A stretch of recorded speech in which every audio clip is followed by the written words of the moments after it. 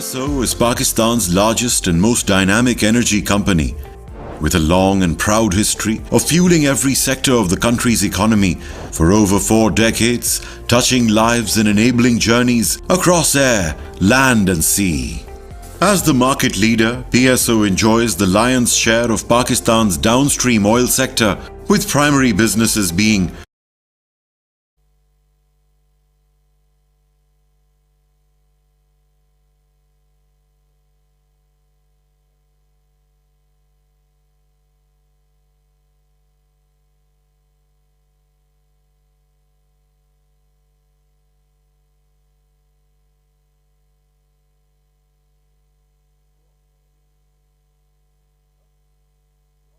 You're on here.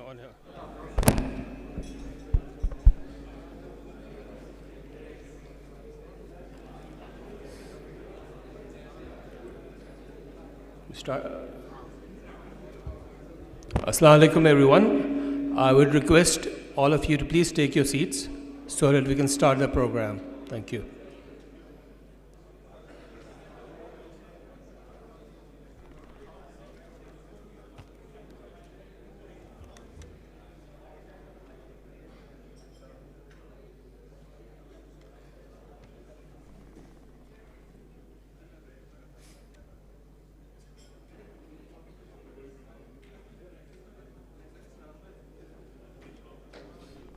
ये नहीं चल रहा है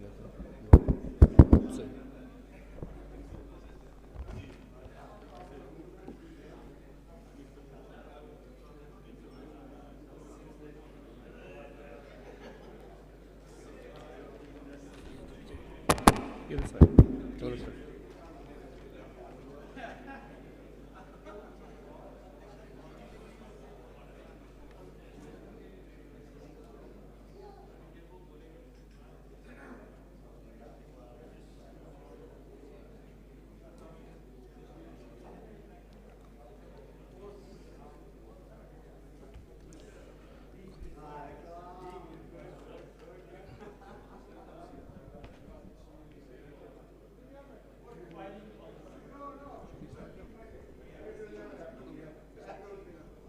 Just give me a cue.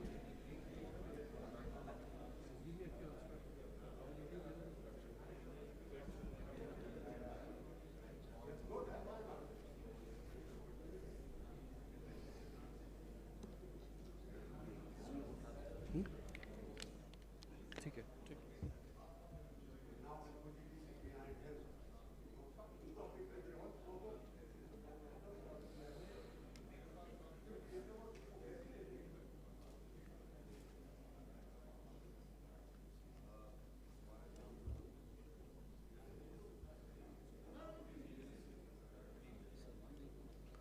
अभी जो खड़े हुए थे वाइट शर्ट उधर वाइट शर्ट में सलमान सिद्दीकी हाँ वही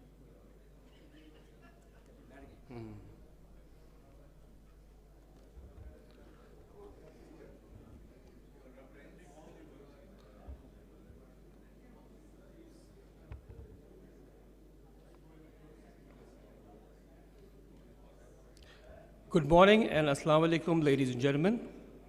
This is Syed Imran Ahmed, and on behalf of Petroleum Institute of Pakistan, I warmly welcome all the distinguished participants and guests to Pakistan Energy Conference 2023 here in Islamabad.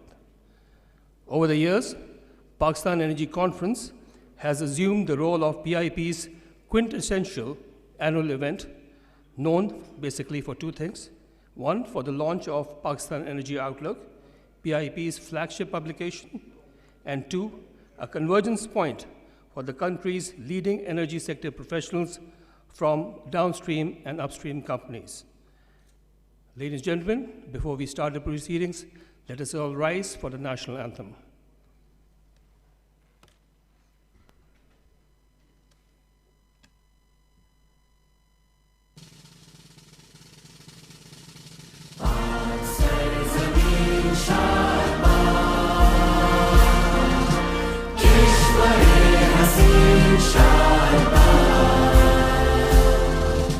Tu nishane az me aye shan arze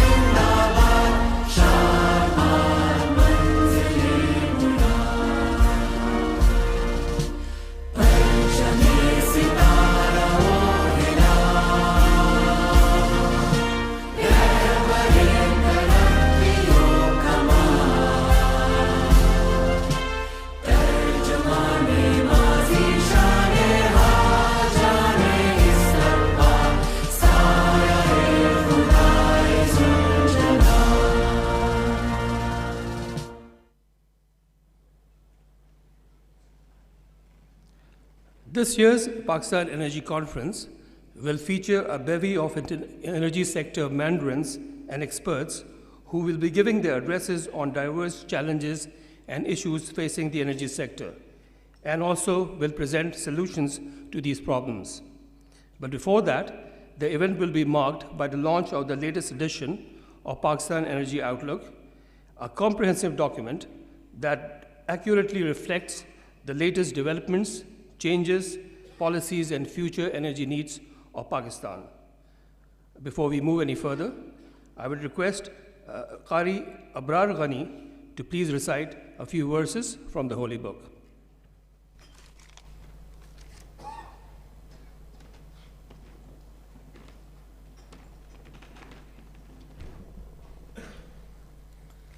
Assalamu alaikum.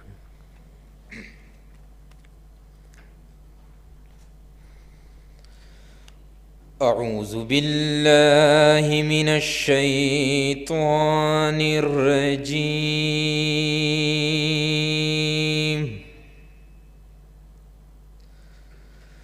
بسم الله الرحمن الرحيم.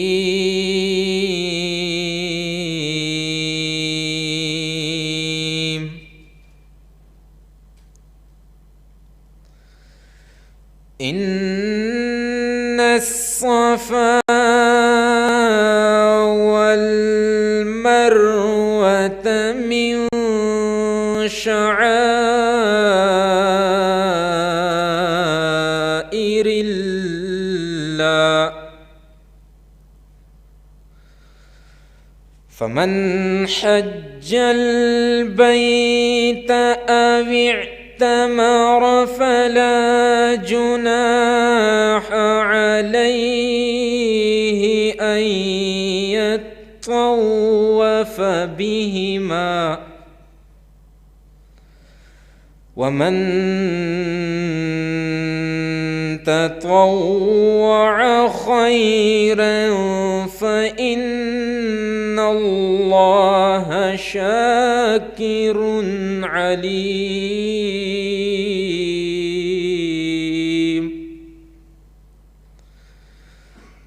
إن الذين يكتمون ما أنزلنا من البينات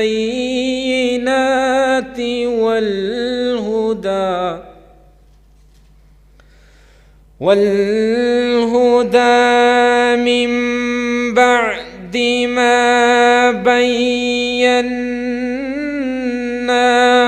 للناس في الكتاب، أولئك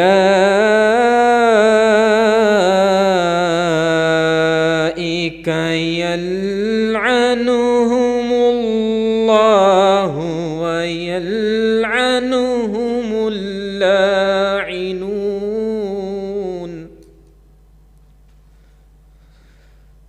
إلا الذين تابوا وأصلحوا وبينوا فأولئك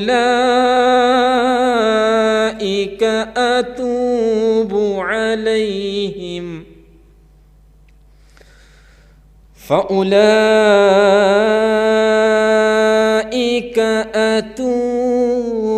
عليهم، وأنا التواب الرحيم.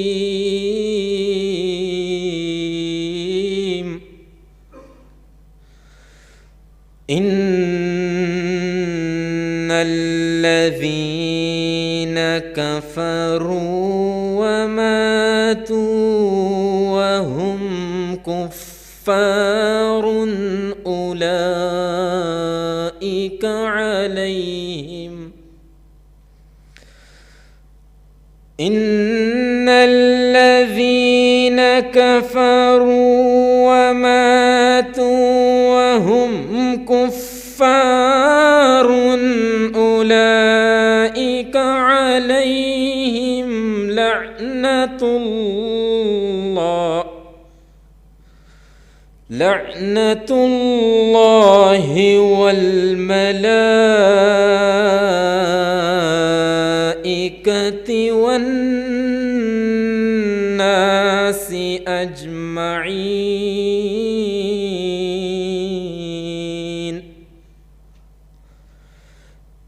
خالدين فيها لا يخفف عنهم العذاب ولا هم ينظرون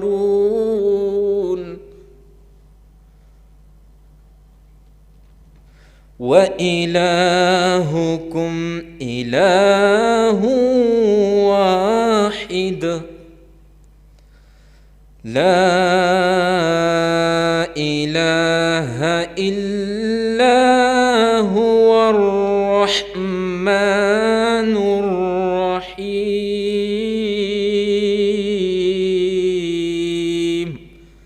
آمنت بالله صدق الله العظيم.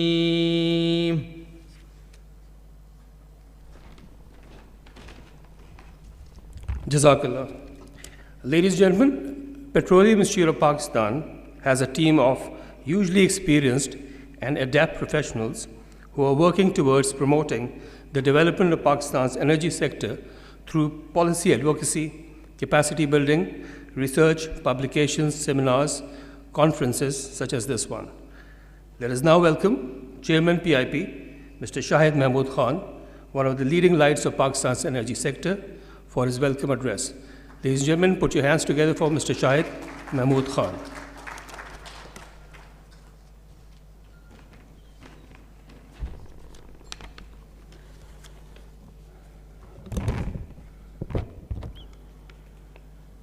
Bismillahirrahmanirrahim. Distinguished guests, members of the energy community, academy and media, ladies and gentlemen, Assalamu alaikum and good morning. It gives me a great pleasure to welcome each one of you to the flagship Pakistan Energy Conference, an esteemed event organized by the Petroleum Institute of Pakistan. This year we gather under the theme of securing our energy future, a topic of profound relevance to our collective journey. It is distinct honor to all of you here today in this event. As you know, the Pakistan is passing through a very challenging time as far as the energy is concerned, and the role being played by the leadership, especially the Ministry of Energy, Petroleum Division, is remarkable, and in this challenging time.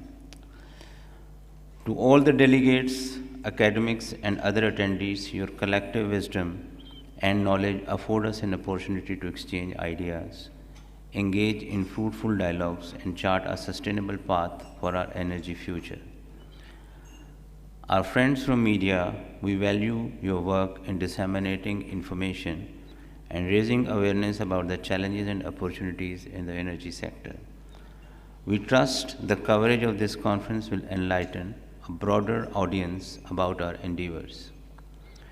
As the chairman of the Petroleum Institute, I extend my heartfelt appreciation to the sponsors who made this conference possible.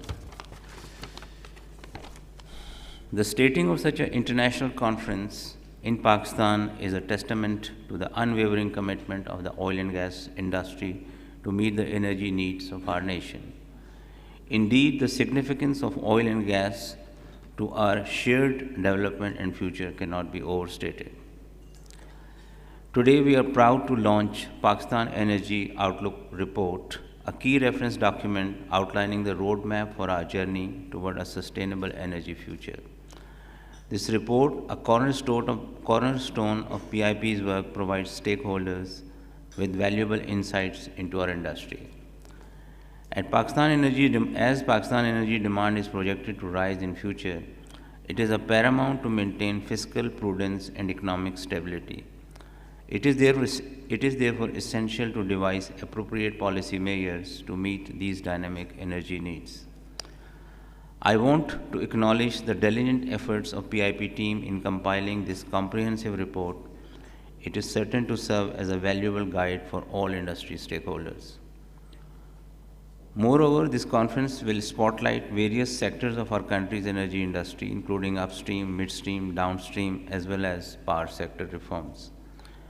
We are privileged to have renowned experts and industry leaders here with us today to share their knowledge, thereby facilitating insightful discussion for our energy future. Recognizing the global energy transition, it is imperative that we adopt and integrate renewable energy sources into energy portfolio. While Pakistan may not be at the forefront of this transition, we are already witnessing its impact on our energy sector. The influence of this energy transition is undeniable and will only grow more significant in near future. Hence, it is incumbent upon us to not only embrace this change but actively participate in it. By harnessing renewable energy sources and implementing sustainable practices and policies, we can help secure our energy future.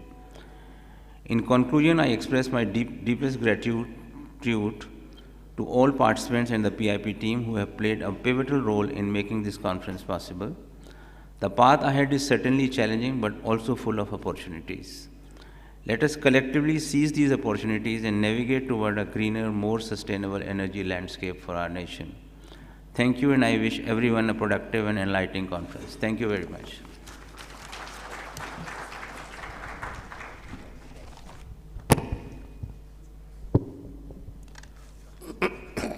Thank you, sir, for your welcome address.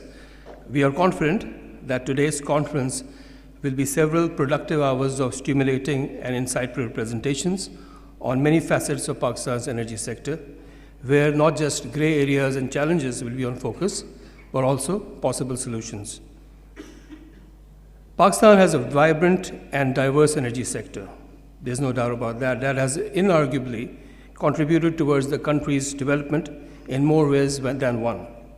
The country is facing energy challenges of various nature, but the present government is taking concrete steps to diversify the energy mix and increase efficiency of the energy sector. Ladies and gentlemen, the chief guest for today's conference is Mr. Minister of State, Petroleum Division, Dr. Musaddiq Masood Malik. Now, Mr. Malik had to fly on an urgent official assignment, yet was considerate enough to record his address, especially for the occasion. This shows the minister's keenness to be a part of this event and proves the support he gives to PIP's activities and projects. Let us now listen to the minister's address, specially recorded for the event.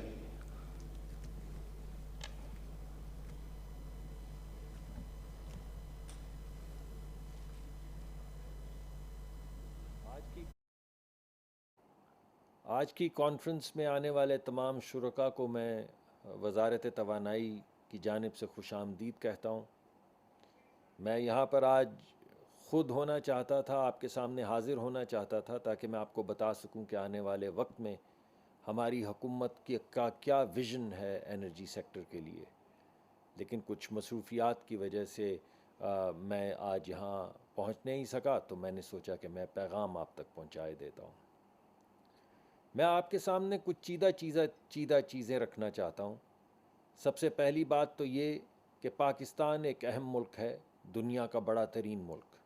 इस वक्त तकरीबन 24-25 करोड़ की आबादी, अभी जो मौजूदा census हुआ है उसमें 24 करोड़ से ज़्यादा की आबादी बताई जा रही है। तो उस लिहाज से ये दुनिया का 5वां बड़ा मुल्क है और आने वाले वक्त में चंद सालों में 2050 में कुछ प्रोजेक्शंस बता रही हैं कि यहाँ की आबादी तकरीबन 349 यानी तकरीबन 35 करोड़ लोगों की हो जाएगी। अब जाहिर है कि इन लोगों को एनर्जी चाहिए, तवानाई चाहिए। दूसरी बात जो मैं आपके सामने रखना चाहता हूँ वो ये है कि पाकिस्तान की आबादी बहुत यंग है, जिसको हम एज बल्ज भी कहते हैं। तो ये तमाम लोग जो हैं, इनको अपने ख़ानदान बनाने हैं, अपने हाउस होल्ड बनाने हैं, इनको नौकरियां चाहिए। تو اس تمام ینگ پاپولیشن کو نوکری دینے کے لیے کم از کم جو پاکستان کو گروتھ چاہیے، جو معاشی ترقی کی شرح چاہیے، وہ 5 سے 7% ہے۔ بین الاقوامی سطح پہ اگر آپ دیکھیں تو 1% معاشی ترقی کے لیے آپ کو تقریباً 1.5 سے 2% اضافہ کرنا پڑتا ہے اپنی انرجی میں، انرجی گروتھ میں۔ اس کا مطلب ہے کہ پاکستان کو ہر سال 7.5% سے 10% تک اپنی توانائی میں اضافہ کرنا ہوگا۔ میں ایک اور پروجیکشن دیکھ رہا تھا جس میں صرف اگلے 10 سال میں یہ پروجیکٹ کیا جا رہا تھا کہ پاکستان 200%، یعنی جو اس وقت توانائی ہے پاکستان کی، اس سے دگنی زیادہ، یہ نہیں کہ جتنی اب ہے اس کی دگنی، اس کے 2 folds of the energy that we have، 200% more would be needed in about 10 years۔ تو ہمیں ہر لحاظ سے، ہر نقطۂ نظر سے، اپنی پاپولیشن کے اعتبار سے، اپنی نئی ہاؤس ہولڈ کی فارمیشن کے اعتبار سے، اپنی معاشی ترقی کے اعتبار سے، آپ کسی زاویے سے بھی دیکھیں تو آپ کو یہ احساس ہوگا کہ پاکستان کو توانائی کی بہت زیادہ ضرورت ہے، اور توانائی تو پاکستان کے پاس ہے نہیں۔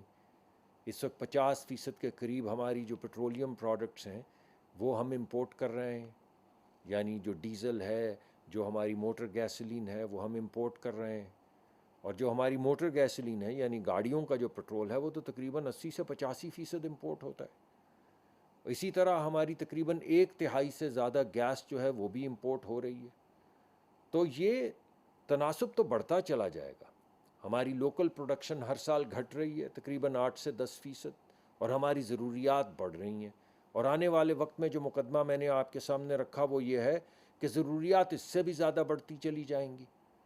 اس کا مطلب ہے کہ ہمیں ایک بڑا بولڈ ویژن اپنے سے بھی زیادہ کہ ہم نے پاکستان کے لیے توانائی لے کر آنی ہے، انرجی لے کر آنی ہے۔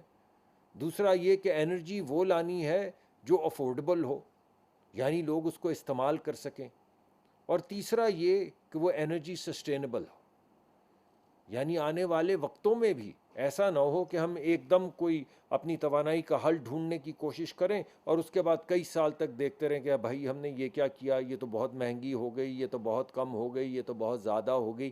ایک طریقہ کار ایسا جس سے سسٹینیبل انرجی پاکستان میں آئے، تو 3 چیزیں ہو گئیں: ایکسیسیبلٹی، افورڈیبلٹی اینڈ سسٹینیبلٹی۔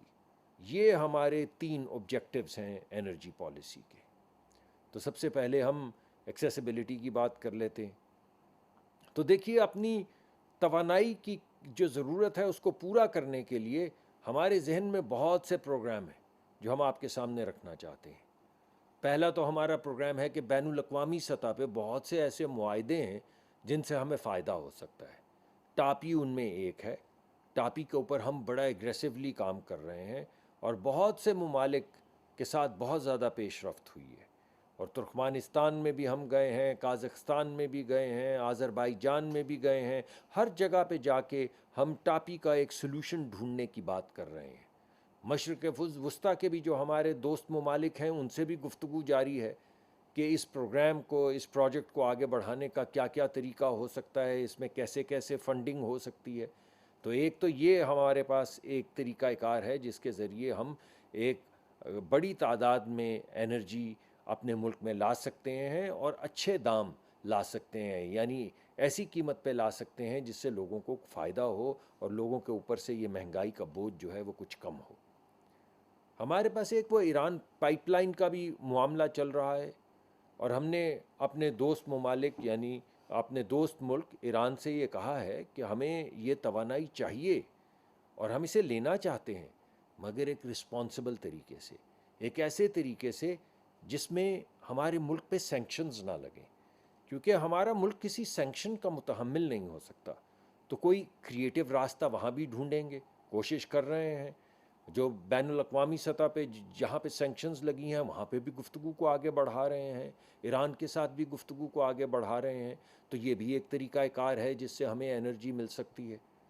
پھر آپ نے دیکھا کہ کئی دہائیوں کے بعد آف شور بلاکس کی آکشن اب کی جا رہی ہے، جس کے ایڈز بھی آ چکے ہیں، اور اب ہم آہستہ پری بڈنگ فیز کے اندر تقریباً آ چکے ہیں۔ ابھی پچھلے دنوں ہیوسٹن میں ہماری پوری ٹیم گئی ہوئی تھی، اور بین الاقوامی سطح کی جتنی بھی بڑی بڑی کمپنیاں ہیں سب سے ملاقات کی، اور سب کو دعوت دی کہ آپ آئیے پاکستان میں۔ ان کو ڈیٹا ان کے ساتھ شیئر کیا، اور ان کو کہا کہ آپ آ کے پاکستان میں ایکسپلوریشن کریں، اس سے پاکستان کی جو ضروریات ہیں توانائی کی وہ پوری ہوں گی۔ اور سب سے اہم طریقہ کار جو ہمارے اس وقت سامنے ہے وہ یہ ہے کہ ہم رینیوبل انرجی کی طرف، آلٹرنیٹیو انرجی کی طرف جائیں۔ اس میں وزیر اعظم نے 4 پروگرام تو اناؤنس کیے ہیں صرف سولر کے، جس میں بڑے بڑے پارک سے لے کر گھر کی چھت تک مختلف پروگرامز ترتیب دیے گئے ہیں، جس کے ذریعے سولر کی پیداوار بھی بڑھے گی اور سولر کی کھپت بھی بڑھے گی۔ اس کے علاوہ ہائیبرڈ پروگرامز بھی سوچے جا رہے ہیں، جہاں پہ آپ کو معلوم ہے کہ ہمارا جو ونڈ کوریڈور ہے، اگر اس ونڈ کوریڈور کے ساتھ ساتھ سولر بھی لگا لیا جائے تو پاکستان ایک ایسا ملک ہے جہاں پہ دن میں روشنی ہوتی ہے اور سورج ہوتی ہے، اس میں آگ بھی ہوتی ہے، توانائی بھی ہوتی ہے، اور ہوا جو ہے وہ رات کو چلتی ہے۔ تو وہ بھی ایک ہائیبرڈ سلوشن ہے جس پہ کافی زیادہ غور کیا جا رہا ہے۔ جو ہمارے کچھ کارخانے بیس لوڈ کے لگے ہوئے ہیں ان کے ارد گرد بڑے بڑے سولر پارکس لگانے کی بھی تجاویز پہ کام کیا جا رہا ہے، بڈنگ ہو رہی ہے۔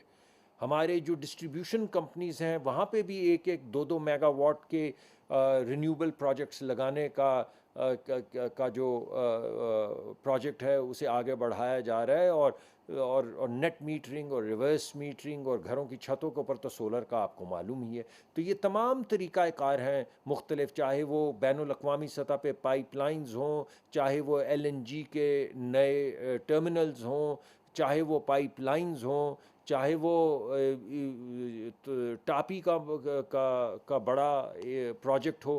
تو ان تمام طریقہ کار کے ذریعے ہم پوری کوشش کر رہے ہیں کہ پاکستان کی انرجی نیڈ جو ہیں ان کو پورا کیا جائے۔ تو یہ تو ہے مقدمہ جو میں آپ کے سامنے رکھنا چاہتا تھا ایکسیسیبلٹی کے حوالے سے، ہماری ضروریات کے حوالے سے، نہ صرف آج کی ضروریات بلکہ آنے والے وقت کی ضروریات۔ دوسری اہم چیز جو ہے وہ ہماری افورڈیبلٹی ہے۔ دیکھیں بھائی، بات یہ ہے کہ پاکستان کی 70 سے 80% آبادی جو ہے وہ تو 40-50 ہزار روپے کماتی ہے، تو ان کے لیے جو کچھ انرجی سولوشنز ہمارے پاس ہیں وہ تو بہت سے لوگ تو افورڈ نہیں کر پاتے۔ اور اگر آپ غریب لوگ دیکھیں یا لوور مڈل کلاس کے لوگ دیکھیں تو بعض تو ایک ایسا سیگمنٹ ہے جس کی 40 سے 50% آمدن جو ہے وہ صرف آمد و رفت میں، موٹر سائیکل میں، پبلک ٹرانسپورٹیشن میں، بجلی کے بل میں، گیس کے بل میں ان کی یہ تمام چیزیں صرف ہو جاتی ہیں۔ اس وجہ سے نہ صرف ہم نے انرجی لے کر آنی ہے بلکہ ہم نے affordable energy, low cost energy لے کر آنی ہے۔ آپ کو یاد ہوگا کہ وزیر اعظم نے آپ سے وعدہ کیا تھا کہ جیسے تیسے بھی دنیا میں جس جگہ سے بھی ہمیں سستا فیول ملے گا، سستا تیل ملے گا، ہم لے کر آئیں گے، اور وزیر اعظم نے اپنا وعدہ وہ پورا کیا۔ اور آپ کو معلوم ہے کہ روس سے ہمارا تیل آ نہیں رہا، کوئی وعدہ نہیں ہے، کوئی گفتگو نہیں ہے، جہاز پہنچ چکا ہے، جہاز عمان تک آ چکے ہیں، اور بہت جلد یعنی 1-1.5 ہفتے میں پاکستان میں روس کا جو سستا تیل ہے وہ آنا شروع ہو جائے گا۔ اور جب وہ ایک تسلسل سے آئے گا، ایک جہاز سے تو اتنا فرق نہیں پڑے گا، مگر جب تسلسل سے یہ جہاز آنے شروع ہو جائیں گے تو آہستہ آہستہ بتدریج ہمارے ہاں تیل کی قیمت جو ہے وہ کم ہوتی چلی جائے گی۔ ہمارا ٹارگٹ یہ ہے کہ ہماری جو کروڈ ہے اس کا تقریباً 1/3 1/3 ہم سستا تیل، خام تیل جو ہمیں روس سے بھی مل رہا ہے، اس کے ذریعے ہم اپنی کھپت جو ہے اسے پورا کریں۔ اس کے علاوہ یہ سولر کے جو پروجیکٹس میں نے آپ کو تمام بتائے ہیں، اب سولر کی قیمت 4 سینٹ، 3 سینٹ، 2.5 سینٹ، کہاں کسی زمانے میں 20 سینٹ، 22 سینٹ کا ایک یونٹ ہوتا تھا، اب وہ 2.5 سینٹ، 3 سینٹ پہ آ پہنچا ہے۔ تو اب یہ جو سولر کے تمام پروجیکٹس لگائے جا رہے ہیں جن کی بڈنگ کا عمل جاری ہے، اس کے بعد آہستہ آہستہ جو بجلی کی قیمت ہے وہ نیچے آنا شروع ہو جائے گی. ایک طرف سے تیل کی قیمت نیچے آنا شروع ہوگی, دوسری طرف ٹاپی کے ذریعے اور دیگر بڑی بڑی پائپ لائنز کے ذریعے گیس کی قیمت نیچے آنا شروع کرے گی, تیسرا رینیوبلز کے ذریعے بجلی کی قیمت نیچے آنا شروع کرے گی. جب آپ ان تینوں چیزوں کو جوڑیں گے تو آپ کے سامنے ایک ایسا توانائی کی اسٹریٹجی, ایک ایسی انرجی کی اسٹریٹجی آپ کے سامنے آئے گی جس میں نہ صرف آپ کو 24 گھنٹے ایکسس ہوگا انرجی کا, نہ صرف آپ کو بلکہ آپ کے کمرشل فٹ پرنٹ کو, آپ کے انڈسٹریل فٹ پرنٹ کو نہ صرف حاصل ہوگی توانائی بلکہ کم قیمت پہ کمپیٹیٹو توانائی حاصل ہوگی جو لوگ بھی افورڈ کر پائیں گے, جس پہ ہماری انڈسٹری بھی چل پائے گی اور جس پہ ہماری کمرشل ایکٹیویٹیز بھی دن رات آگے بڑھیں گی. تو یہ ہے وہ مقدمہ افورڈیبلٹی کا جو میں آپ کے سامنے پیش کرنا چاہتا تھا. شاید کوئی ایک آدھ بات میں بھولتا ہوں, جیسے جیسے یاد آتی جائے گی میں آپ کو بتاتا چلا جاؤں گا. تیسری چیز جو ہے وہ سسٹینیبلٹی کی ہے. سسٹینیبلٹی میں دو عوامل ہیں. دیکھیے, ایک تو آپ کے سامنے ابھی آپ نے پچھلے دنوں دیکھا کہ جو سیلاب آیا اس نے کس قدر ہیوک کریٹ کیا پاکستان میں, کتنی ڈسٹرکشن کی پاکستان میں. سندھ جو ہے تقریباً سارا کا سارا ڈوب گیا, اور ابھی تو یہ وہ ڈسٹرکشن نہیں تھی جو گلیشیئرز کے ذریعے آئی تھی, یہ تو صرف موسمیاتی تبدیلی کی وجہ سے آئی تھی.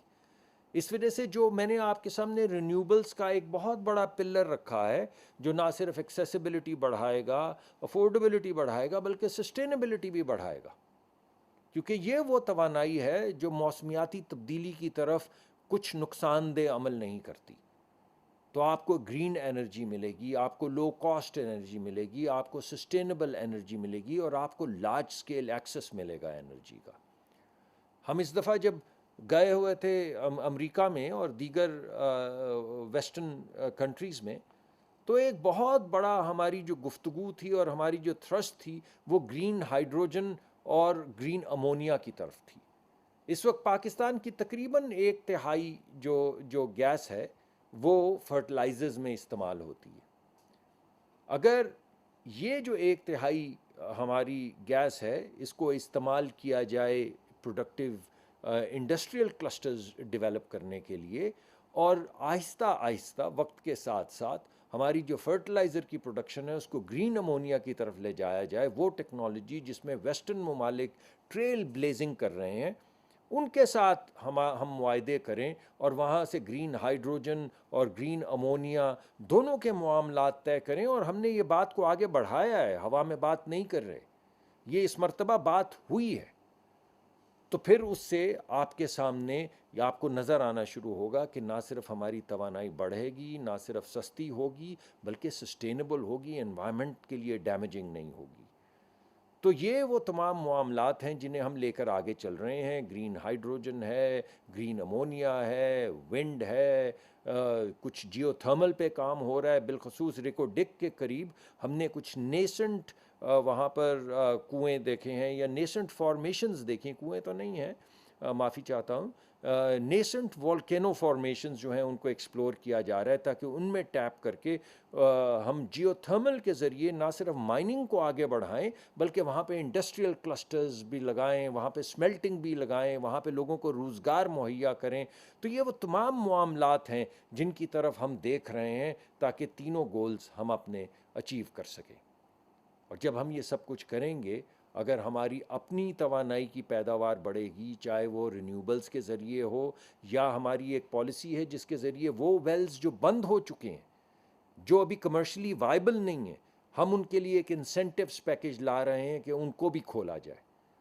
اس سے ہماری انڈیجنس سپلائی جو ہے وہ بڑھے گی. ساتھ کے ساتھ ہم نے جو ٹائٹ گیس ہے اس کی ایک پالیسی ترتیب دی ہے جو کہ جس کے بہت بڑے ذخائر ہیں پاکستان میں. ابھی ہمارے پاس اتنے زیادہ کنفرمڈ ذخائر شیل کے تو نہیں ہیں, مگر ہمارے پاس کنفرمڈ ایسٹس ہیں ٹائٹ گیس کے. تو اس کے لیے ایک پالیسی لائی جا رہی ہے جس کے ذریعے ایک طرف بند کنویں کھل جائیں گے, دوسری طرف ٹائٹ گیس کی ایکسپلوریشن بڑھ جائے گی, ہاریزونٹل ڈرلنگ شروع ہو جائے گی, ہماری آف شور کی بڈنگ ہو جائے گی. جب آپ یہ ساری چیزیں دیکھیں تو آپ کو لگے گا کہ یہ نہ صرف سسٹینیبلٹی انوائرمنٹل ہم پیدا کر رہے ہیں بلکہ فسکل سسٹینیبلٹی بھی پیدا کر رہے ہیں. اور جتنی بھی ہماری کوشش ہے, جتنی زیادہ سے زیادہ ہمارے اپنے ملک کے اندر توانائی پیدا ہو, اسی کے ذریعے ہم خود کفیل ہوں. तो बस यही मैं आपके सामने पैगाम रखना चाहता था। ख्वाहिश तो मेरी ये थी कि मैं ख़ुद हाज़िर होता, ये तमाम चीज़ें आपके सामने रखी हैं तो आपकी आरा से मुस्तफ़ीद होता। आप मुझसे ज़्यादा इस सेक्टर को जानते हैं, आपके सवाल जवाब, आपकी जो तजावीज़ हैं, उन सब के ज़रिए हमें बहुत फ़ायदा होता। लेकिन मुझे यकीन है कि पिप में आज हमारी जो लीडरशिप टीम यहाँ पर बैठी है और हमारी वजारत से भी लोग जो बैठे हैं, वो इसके बाद जो गुफ्तगू होगी, आपका सारा दिन जो चलेगा, उसमें जो प्रेजेंटेशंस आएंगी, उससे बहुत बहुत मुस्तफ़ीद होंगे। मेरा दफ्तर, मैं ख़ुद आपके लिए, आपके सामने हाज़िर, आपके लिए हाज़िर हूँ। आपका जब जी चाहे दरवाज़ा खटखटाए बग़ैर तशरीफ़ लाइए और ये तमाम मुकदमा जो मैंने आपके सामने रखा है, इसमें अच्छी और नई तजावीज़ हमें दीजिए ताकि हम आगे बढ़ें।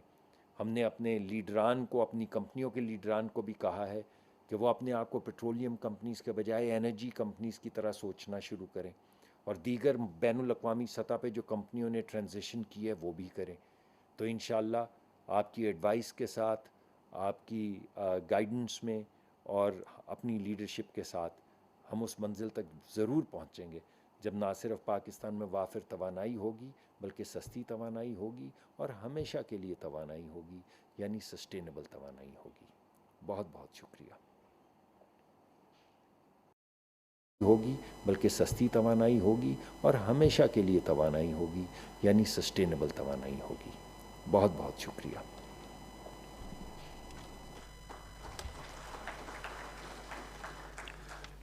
The Minister made a very strong case for energy demand in the backdrop of the demand-supply equilibrium, and also focused on the strategies the government is implementing by focusing on energy, procuring energy which is not just affordable but also sustainable. I would now like to invite Mirza Faizan Ahmed, Assistant Professor, NEDUT, Karachi, to apprise the guests and delegates about the latest edition of Pakistan Energy Outlook, but more so focus on the 25 years of energy forecast. Mr. Faizan and his team, let me remind you, compiled together, like in the yesteryears, the Pakistan Energy Outlook of this edition. Put your hands together for Mirza Faizan Ahmed.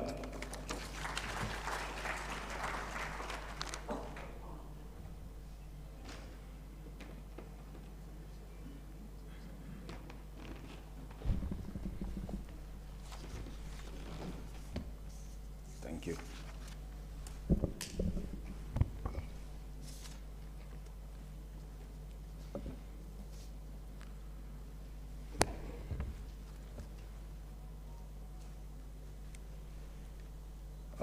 In the absence of the chief guest and the guest of honor, but the chairman PIP is there, Mr. Shahid Masood Khan, the team PIP, the speakers, industry veterans, valued guests, Assalamu alaikum and good morning.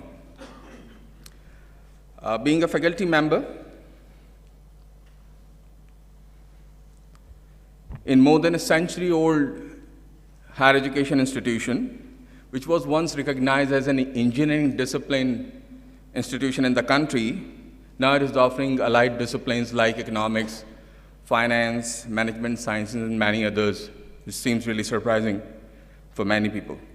I feel it an honor to be a member of the team Develop Pakistan Energy Outlook 2022, and now having an opportunity to present it before the topmost policymakers of the country. The PO is developed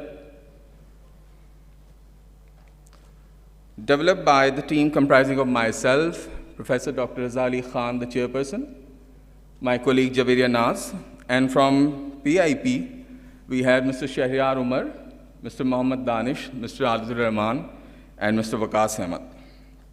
It is indeed a challenge in itself to develop and present energy sector forecast at the moment when Pakistan is passing through the most difficult time on many fronts, including the economy.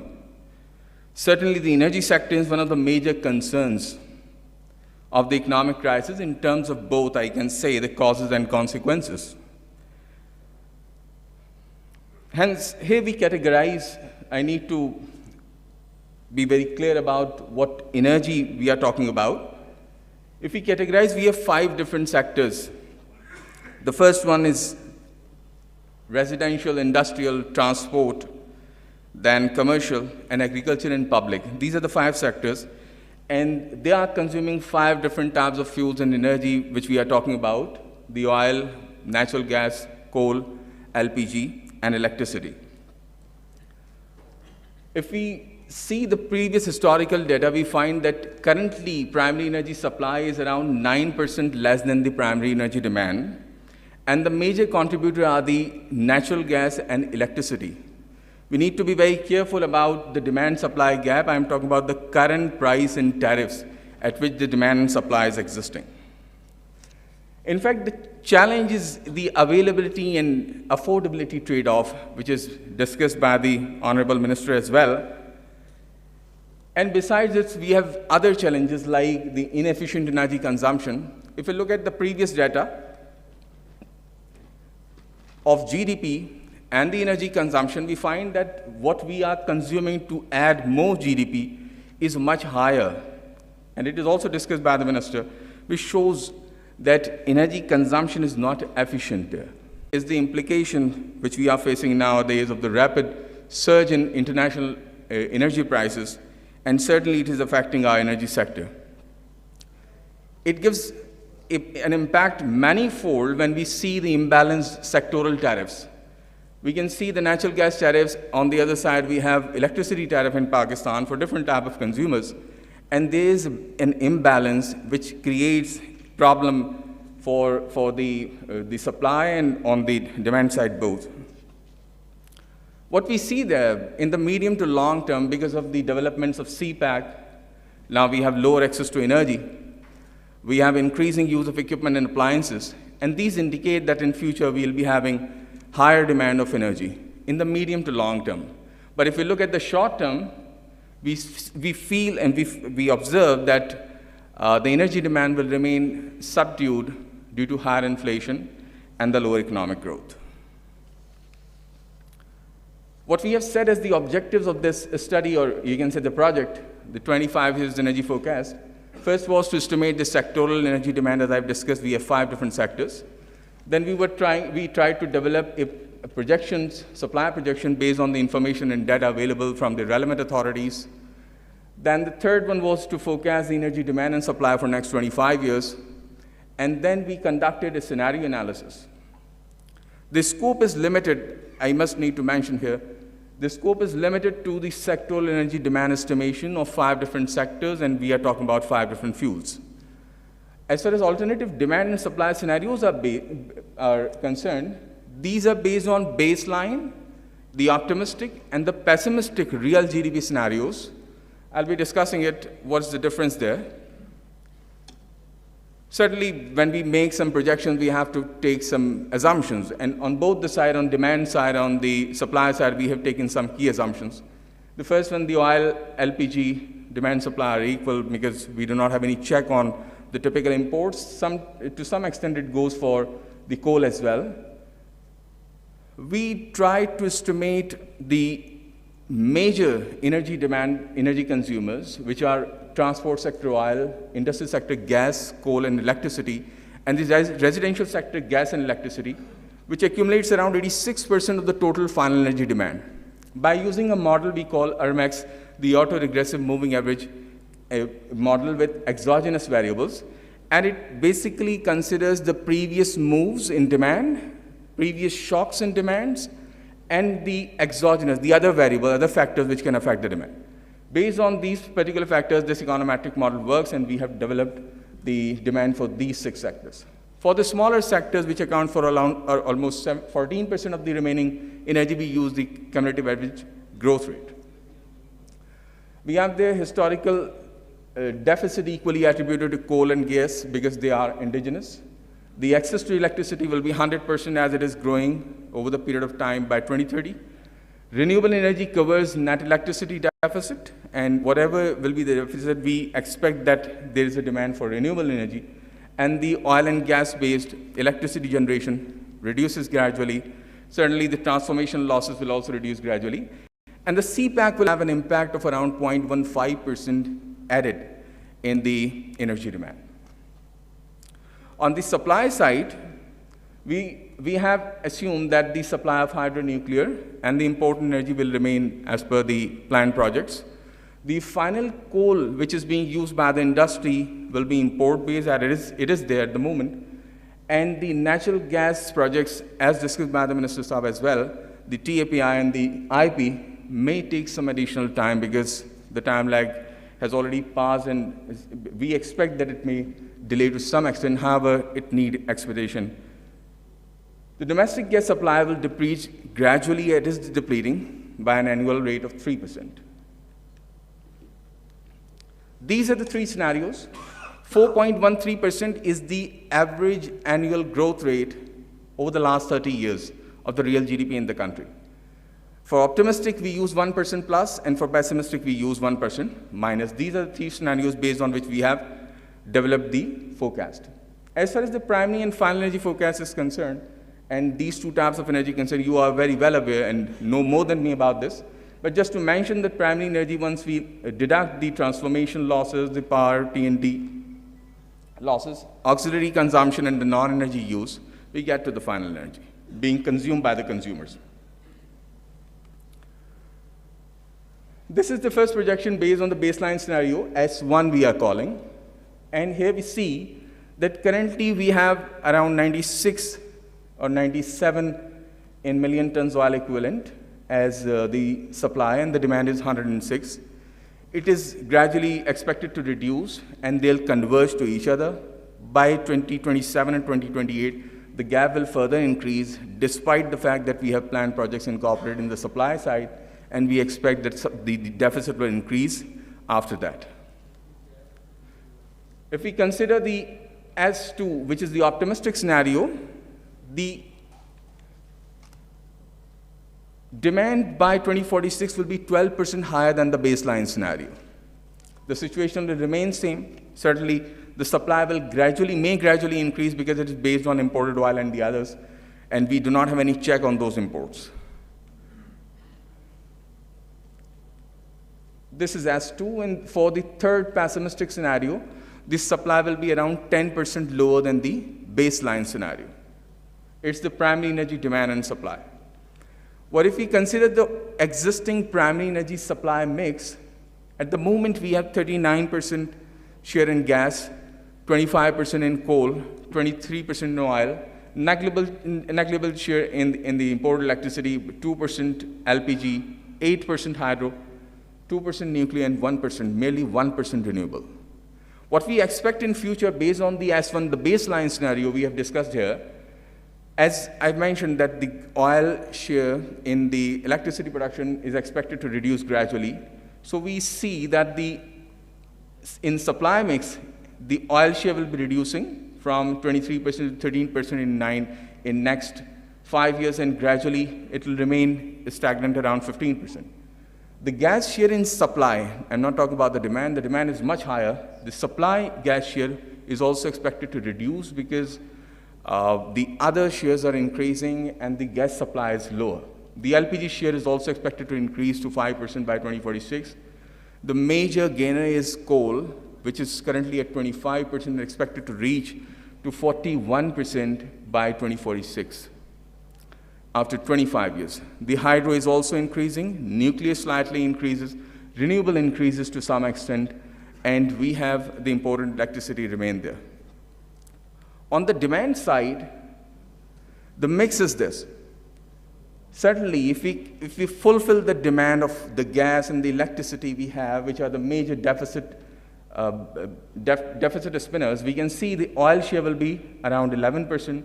The gas share will be around 36%. It will maintain its share over the period. The LPG will be around 3.7%. The coal share may be reducing because of the higher share of gas.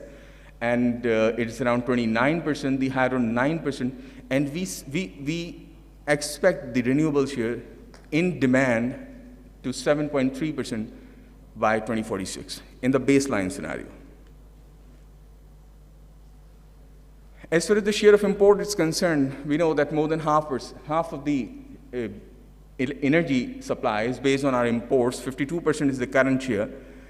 And considering the baseline scenario, if we consider the supply only, this share is going to drop a little bit below 50%, but again it will gain its momentum and will be around 60% or 59% by 2046 as per the projections we have.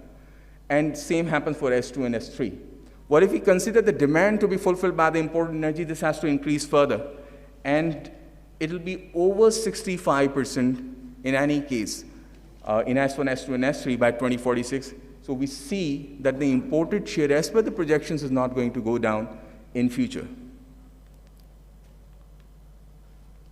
These are the scenario-wise and the fuel-wise projections. And here we can see that the first, second, and third scenarios are there. The oil sector is the major sector which will get the hit due to the higher inflation and the economic downturn. And we expect that in next 5 to 6 years, it will reach back to the level it was there in 2021. The other sectors may be the primary gas sectors there. To some extent, the coal will be there, and the LPG will be increasing. The others include nuclear and the hydro and the other fuels. Considering the final energy demand, which is being consumed by the consumers, in the baseline scenario, sectoral final energy demand suggests that we have residential, industrial, commercial, agriculture, and public and transport sectors. And from 2021, if you see, the largest one is the industrial sector, followed by the transport sector, and then the residential sector. But we have very higher growth rates of energy demand in the residential sector specifically, and we expect that by 2046, the residential sector energy demand will surpass all the other sectors.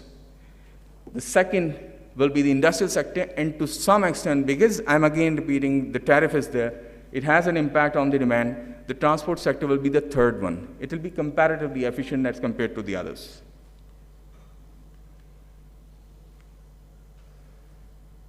This is 2021 and 2046. We have split this by the fuel, and we can see the residential sector will be consuming gas and electricity. The industrial sector will be consuming gas, electricity, and significantly coal. So that's the major consumer. Still, we have this picture there in 2021 and 2020, 46. The picture is quite clear, and we can see the residential sector is growing rapidly. The final energy demand by sector and by scenario, which is being consumed, the transport sector is again getting the major hit because of the crisis we have in the moment due to higher inflation and the lower GDP. And we expect that in next 5 to 6 years, the demand first will go down, it will come back, but it will remain around the level of 2021 to 2027. The other sectors will be gradually increasing. We can have, to some extent, we can have an impact on the industrial sector as well, but the major affectee is the transport sector. As far as the relative measures are concerned, if we like to see Pakistan compared to the other countries in the globe, we see that Pakistan's per capita energy supply as well as demand in the baseline scenario is much lower than the per capita energy demand across the globe. So we are still consuming lesser than the world. It is still expected that the demand is going to go up. The second measure, which is being highlighted by the Minister Saab as well, the energy intensity. Energy consumption per 1,000 GDP is showing an upward trend which shows we are energy inefficient. And this scenario is continue to happen in next 5 to 6 years. Later on, it may grow, it may decline to some extent if the projections meet. But in the near future, we expect that it will remain inefficient and will be consuming more energy to produce a lesser output. What if we like to bridge the gap? Certainly, the import minimization is a technique we can do. And what we can do, we can gradually substitute imported gas and electricity generation with renewable energy sources. The first thing, in next 10 years, we can gradually substitute imported coal by industrial sector, which is used by the industrial sector, and power sector with domestic coal in next 10 years.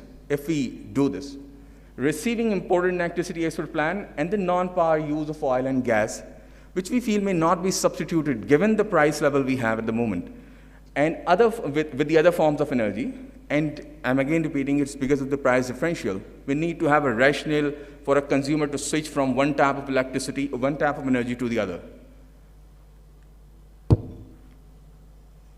Based on this, we can see if we distinct or we categorize them, the gas D means domestic, the gas I means imported, same coal D means domestic, and coal I means the imported coal. We see that the gas share and the coal share will be increasing rapidly, and the situation will be quite clear with these two graphs. The primary energy supply suggests that around 46% of the imported share, and remember this 46% is of 89%, 11% is the deficit, 12% is the deficit. That is imported. What if we use that strategy and try to cover the demand by the bridging strategies? We can reduce the imported share from that 65% to some extent, and we can say 65% to 47%, which is much higher, by 2046. I mean, we need to shift the imported coal towards domestic coal. We need to gradually reduce the electricity generation based on oil and gas, and we need to replace that by the renewables, which is, we can say, the indigenous. So this is the impact of the bridging strategy if we can adopt it. What we can conclude. Pakistan energy sector is certainly disrupted in the recent past because of two major reasons: the hyperinflation, prices of energy, and the other, which has made the impact manifold, is the economic slowdown and the plunging domestic currency. When we estimated the models and we estimated the different sectors, we came to know that the growth in economy has significant positive impact on the energy demand. But on the other side, the inflation has significant negative impact. As far as the respective tariffs are concerned, the tariffs are very less affected. Giving a less effect on the demand means the energy demand is less price elastic. If we change the tariff, it doesn't affect too much to the demand. When we have more income, we consume more. When the prices are high, our disposable income reduces, we consume less. That's a typical phenomena we have got from our estimations. Energy growth rates in residential sector are much higher than the industrial sector, and because of this, we see that the demand will surpass in future to the other sector. The residential sector energy demand is expected to surpass the other sector I've discussed. Deficit is expected to reduce gradually in next 3 to 5 years, but later on we need to add the renewables and specifically the gas to compensate electricity and natural gas demand. We have a policy, national electric vehicle policy, and I've discussed the transport sector is seemingly the efficient one as compared to the other sectors which are consuming energy. So this policy may result in significant reduction in oil demand. It's an indication. The primary energy supply remains heavily dependent on fossil fuel. It will continue in future. The situation may improve, but the fossil fuel inclination will be higher in future as well. 53% of energy is imported, which is expected to gradually reduce to 48%, but increase afterwards. The optimistic scenario is expected. I mean, when we have higher growth, what will be the result? It will be having higher share of renewable energy, gas and oil demand, but lesser share of coal, hydro, and others. The vice versa happens for S3, the lower optimistic scenario. In S2, we require 12% more, and in S3, we require 10% less by 2046. The inefficient energy consumption is quite evident by the positive slope of the energy intensity graph. And as far as the per capita energy demand and supply, we expect that in future, the demand will be higher, and it's an indication that we are significantly lower than the global per capita. We expect it is going to go up.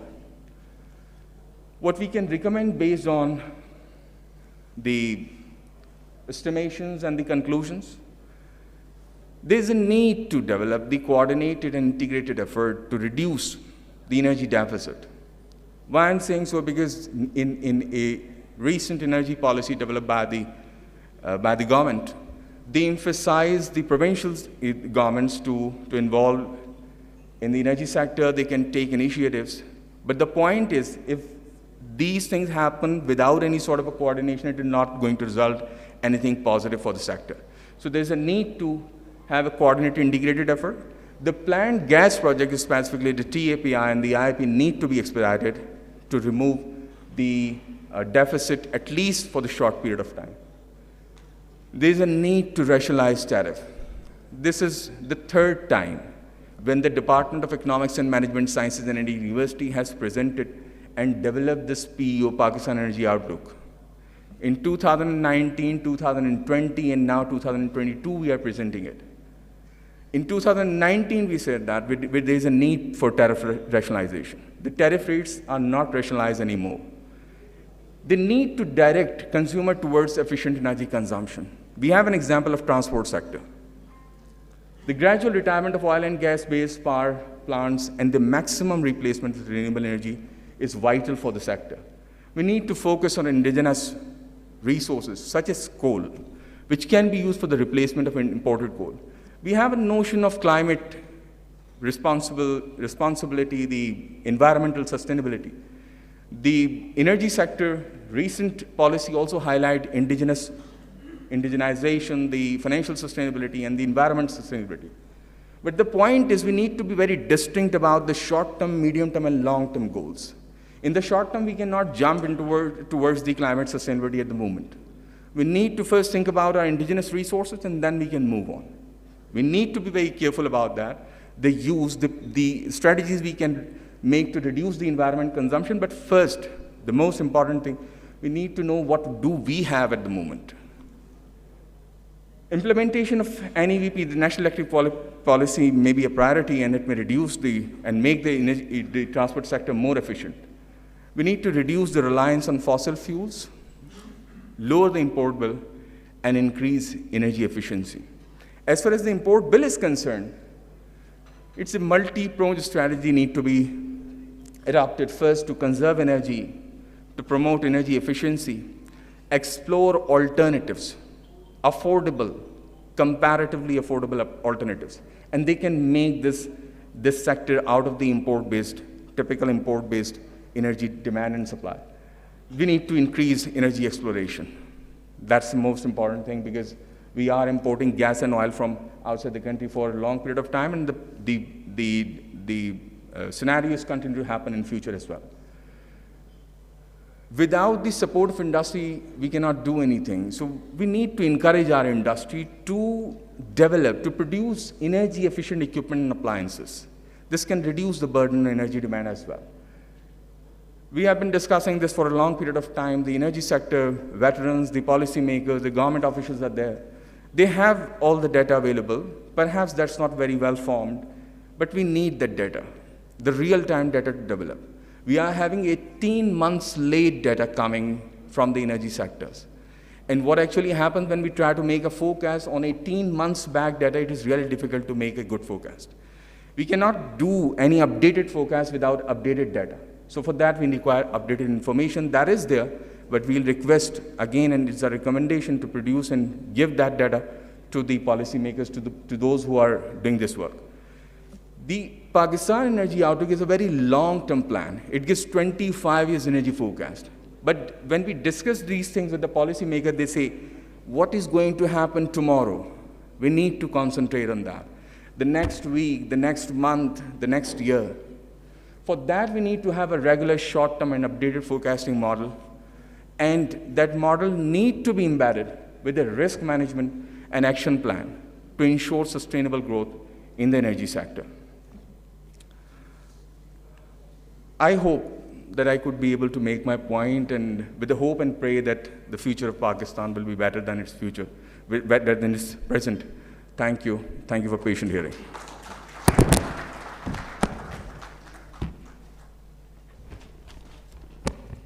Thank you, Mr. Ahmed, for a very well-researched presentation on demand-supply projections for not just non-renewable, but also renewable energies, and of course, your recommendations in the end.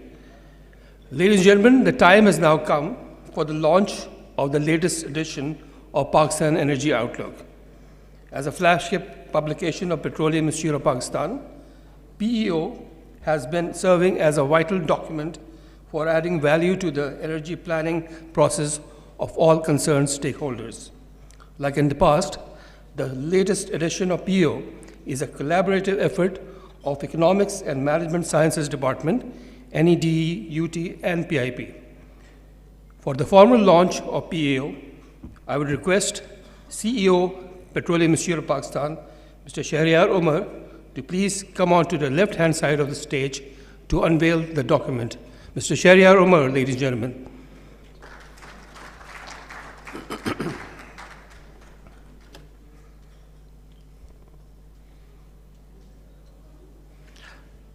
I would now request Chairman PIP to please join us on the stage, where CEO PIP will be handing him the copy of this new document.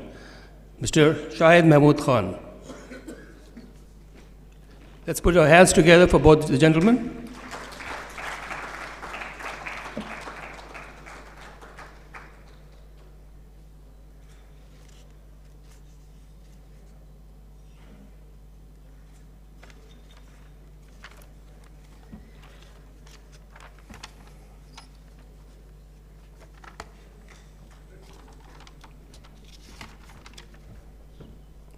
Thank you, gentlemen. I'm confident that PEO 2023 will serve as a treasure trove of information for anyone interested in Pakistan's energy sector. And now we will start with the presentations. Each presentation today will be of 25 minutes, which also includes 5 minutes of Q&A. So each of the esteemed speakers can come onto the stage, present for 20 minutes, and can themselves ask the audience to ask them any question. So a total of 25 minutes has been designated to every speaker. We will start with Oil and Gas Authority, OGRA. Oil and Gas Regulatory Authority was established by the federal government in pursuance of the Oil and Gas Regulatory Authority Ordinance 2002 to foster competition, increase private investment, and ownership in the midstream and downstream petroleum industry, protect the public interest while respecting individual rights, and provide effective and efficient regulation.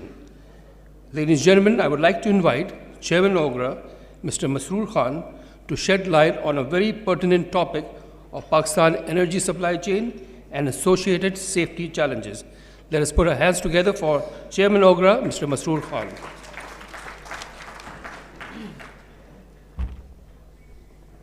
Thank you. Assalamu alaikum, and very warm welcome to beautiful Islamabad. बहुत खूबसूरत मौसम है. And it's so nice to see quite a few friends from the industry. आप लोगों को देख के बड़ी खुशी हुई. I was just looking at the communication material and I found one very interesting. कि आज की जो चाय है, the tea has been sponsored by SSGC. So I really don't know what does it mean. We need to check from Imran Maniyar how many cup of teas are allowed. हमारा allowance कितना है? I think we need a bit of clarity. क्योंकि काफ़ी budget के constraints हैं और बड़े मसाइल चल रहे हैं. वैसे ही the budget is just 8 or 9 days away. Now, coming back to what we do in OGRA, what keep us busy in OGRA, what are the expectations, and I would like to touch base on just one or two key challenges rather than covering the entire industry, because that will not be, we will not have enough time to cover. And then I would appreciate if we can have 10 or 15 minutes of Q&A so that the session become more interactive. So that is the format I would like to follow. So we all know the whole purpose of OGRA is to safeguard the interest of all stakeholders, with, of course, predominantly the customer is the most important element of this equation. I'm sure you guys know that in 24 hours from now, there would be a debate. What will be the price of petrol and diesel tomorrow by midnight? And it's a very simple and very easy task, no tension, no stress. My two members, honorable members, Gauri Saab and Zain Saab, who are here in this hall, will support my argument कि ये कितना stressless और stress free सा task है जो हम हर fortnight को करते हैं. Now, I will cover oil and gas sectors separately. So we have a responsibility to support the 5 refineries. As you all know, recently we, along with the key stakeholders, approved the refinery policy for the greenfield. So hopefully we will have enough appetite for the international investors to come and invest in Pakistan in this sector. When it comes to brownfield, it is still under review, but it is in a very, very advanced stage. Hopefully it will be done in the next couple of weeks as well. And then again, there will be an appetite with our local refineries to invest so that they can upgrade their refineries to deep conversion refineries so that they can produce less fuel oil and have more white oils, which is required by the country. So OGRA works very closely with the refineries and try to help them with their economics.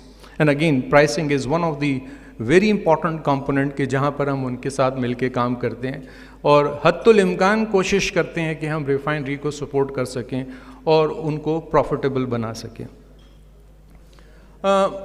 Oil marketing companies ये भी एक बड़ा interesting सा subject बन गया in the last few years because historically we used to have very few but now we got 33 with licences. तो हम उनके साथ मिलकर ये जो जर्नी है, ये सफ़र है, उसके ऊपर काम करते हैं.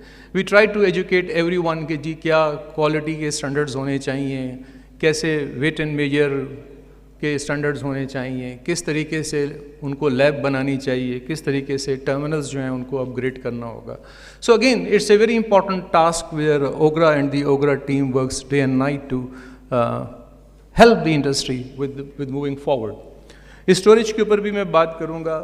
Lubricant is fairly simple business. Probably it is the only component in the entire supply chain of oil products कि जहाँ पे सबसे कम सेफ्टी रिस्क होता है. Blending plants are the probably only plants where you can walk in and keep talking on your mobile phone. उसके अलावा तो मुझे नहीं याद पड़ता कि किसी भी प्लांट के अंदर इस किस्म की कोई चीज़ है. So one of the achievement where OGRA contributed a lot was this storage in Pakistan. Till 2010, I remember we used to have just 5 days of petrol storage in the country and 8 or 9 days of diesel storage. Now, as we speak today, the petrol storage is touching 50 days cover and the diesel storage is touching almost 60-61 days, which is a huge achievement, and it provides basically security. And as we all know, energy security is one of the subject of today's workshop. White oil pipeline, Shahid Saab is here. Amar is here, so they can also share their thoughts whenever they will have an opportunity. It's a pipeline which is a strategic asset of this country. It can push up to 12 million ton per annum of white products, but unfortunately currently it is having only 35-36% of volume. So we are working very closely with the pipeline transportation company and with the industry and with the ministry as how to increase this throughput so that this asset is effectively utilized. And plus, of course, more volume in white oil pipeline means there will be less volume on surface, which means more safety. Mehmet is here, he is always advocating safety, so he can also share his thought with you during the tea breaks. Petrol pump is an overly complex subject. There are 10,000 petrol pumps which have proper license, proper standards, but then there are a few thousands stations which are classified as Dabba stations. Now the interesting part is that there are very high-tech electronic dispensers on these Dabba stations. So we as a regulator have a very tough challenge. So our enforcement teams are always there in the field trying to help along with the district administration as how to address this issue. So it's a big issue. Tank lorries, as I said, again is a reality. Their standards are a challenge. But we along with the industry are working very hard as how to push more volume through the pipelines so that our reliance on these 10,000 tank lorries is reduced gradually. But again, those honor of 10,000 tank lorries have their own issues and challenges and concerns around their investment. So we also have to listen to them as a regulator. We cannot isolate them. So in our supply chain of the petroleum products, our challenges start from the port, rather from the load port. That was the biggest challenge we encountered in Ogra. That it's not the Karachi port where the product is being discharged have inequality issues. It is also the load port where the product is loaded in the vessels that there are issues with the quality. So Ogra, along with the industry, introduced certain measures, including identifying the labs at Dubai port and in Oman port and various other ports, that these are the only recommended labs which are allowed to certify before loading into the vessel. So we have made some improvement, but still there are certain challenges. Then at the port, we have challenge with the port constraints with the assets. For example, it's been 10 years. I've been watching very closely that at Kimari there are 3 oil piers, OP1, OP2, OP3. Whenever the industry and the KPT wants to do a major renovation work, the asset integrity work at the OP1, we always encounter this challenge that, hey, we will have a shortfall, we will have issues with the product availability, and the key maintenance activities has to be move on for very valid reasons. So it's not easy. So Ogra, along with the industry, does all these planning, not only planning of lay cans, along with OCAC. Dr. Saab is also here. Dr. Zaidi. Kahan baithe hain Dr. Saab? Ye baithe. So along with the other industry stakeholders, rather with the entire industry, Ogra works very closely to come up with the plans of import, and then how much volume would be received from the local refineries. So this product review meeting, which is a fortnightly event, is organized by Ogra very regularly. We do have some challenges. We are still not there when it comes to 100% perfection, but we have made a lot of good progress. What we discuss, OMC operations, we touch base little bit. I will not go into the details. There are a couple of initiatives which are in a planning stage, like PAPCO and PARCO has been talking with Ogra on connectivity of Port Qasim with Hub. I think that is a very good initiative. I will not go into all these details. Rather, I will have more time, encourage more time to have question answers so that we start talking to each other rather than only you guys are listening. So that bit was around oil, and I'll now touch base the gas sector. A very important gas sector, especially in a country which is where energy is highly dollar dependent, and we are short of dollars. Not only short of dollars, but our ability to buy dollar is being compromised very regularly because of the rupee depreciation against US. So the indigenous gas is depleting, as we all know, and anyone who every time we on the platform of Ogra, when we use the word energy efficiency, energy conservations, looks like we're talking in Mandarin. So that's the impression we get. I mean, there was one message which we tried to communicate across Pakistan, is still struggling, that there was one survey which was done around the geysers. And we found out that of the 5.6 million geysers which we have in Pakistan, they are only 18.5% efficient. So the rest of the energy is basically geyser को गर्म करने के लिए अंदर वाली चीज़ों के नहीं, outer shell को गर्म करने के लिए इस्तेमाल हो रही है. So there is this drive which Ogra is running along with the SSGC and SNGPL of cones, लेकिन उसमें हमें वो कामयाबी हासिल नहीं हो रही जो कि होनी चाहिए. But we cannot afford, just losing gas to heat the outer shell of geysers. This is not going to help. So we have issued a lot of licenses for transmission for natural gas. Again, there are certain challenges with regards to selling of RLNG to private customers, but I think we all have to believe, and everyone who is in this room has to admit that there will be a day when this market will be completely liberalized and there will be multiple buyer and multiple sellers. We cannot hold on to all these assets to ourselves. No, this is not going to work. This is something very similar to what happened in 1982 when Civil Aviation Authority come up with an open sky policy and PIA said no. I think it was only PIA who could withstand that position for 4 or 5 years, and then the policy was implemented. I think we are moving in the same direction. CNG, unfortunately, is a declining sector, though the numbers shows 3,600 or something. But if you go out in the field, you will only find 900 to 1,000 in service because of the unavailability of gas, and of course, that's the direction of the government as well. Interestingly, in our neighbor, India is going the other way around. They are promoting CNG, and they have come up with a model of putting up new 3,500 CNG. And their logic is that consume the gas now, because after 4 or 5 years, the petroleum products will be very, very cheap because of the renewable coming in. So that's a logic. I'm not going to support what is happening in Delhi, but I found it very interesting. But in Pakistan, it's going down. LNG is a very important sector. We got 2 FSRU in Karachi. One is working full throttle. The second is 30%, 40% efficiency. The Angro team is here, so they can give you guys a very good idea as what is happening in that regasification units. LPG is very close to my heart. As I said earlier, I will like to touch base one item rather than touching 50 items.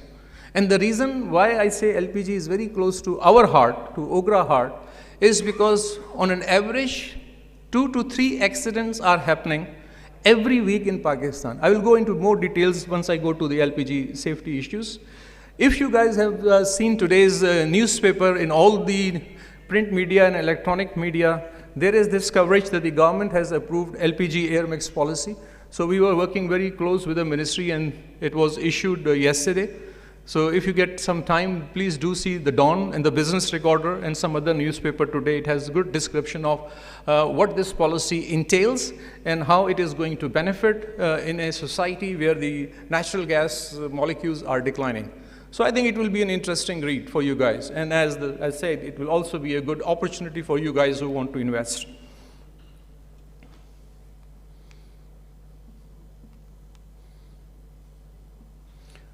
Now, as I said, I would like to touch base one item rather than many items. Of all the energy mix components which we have, LPG is the only component which is increasing exponentially. In the current energy mix, LPG is only 1.3%.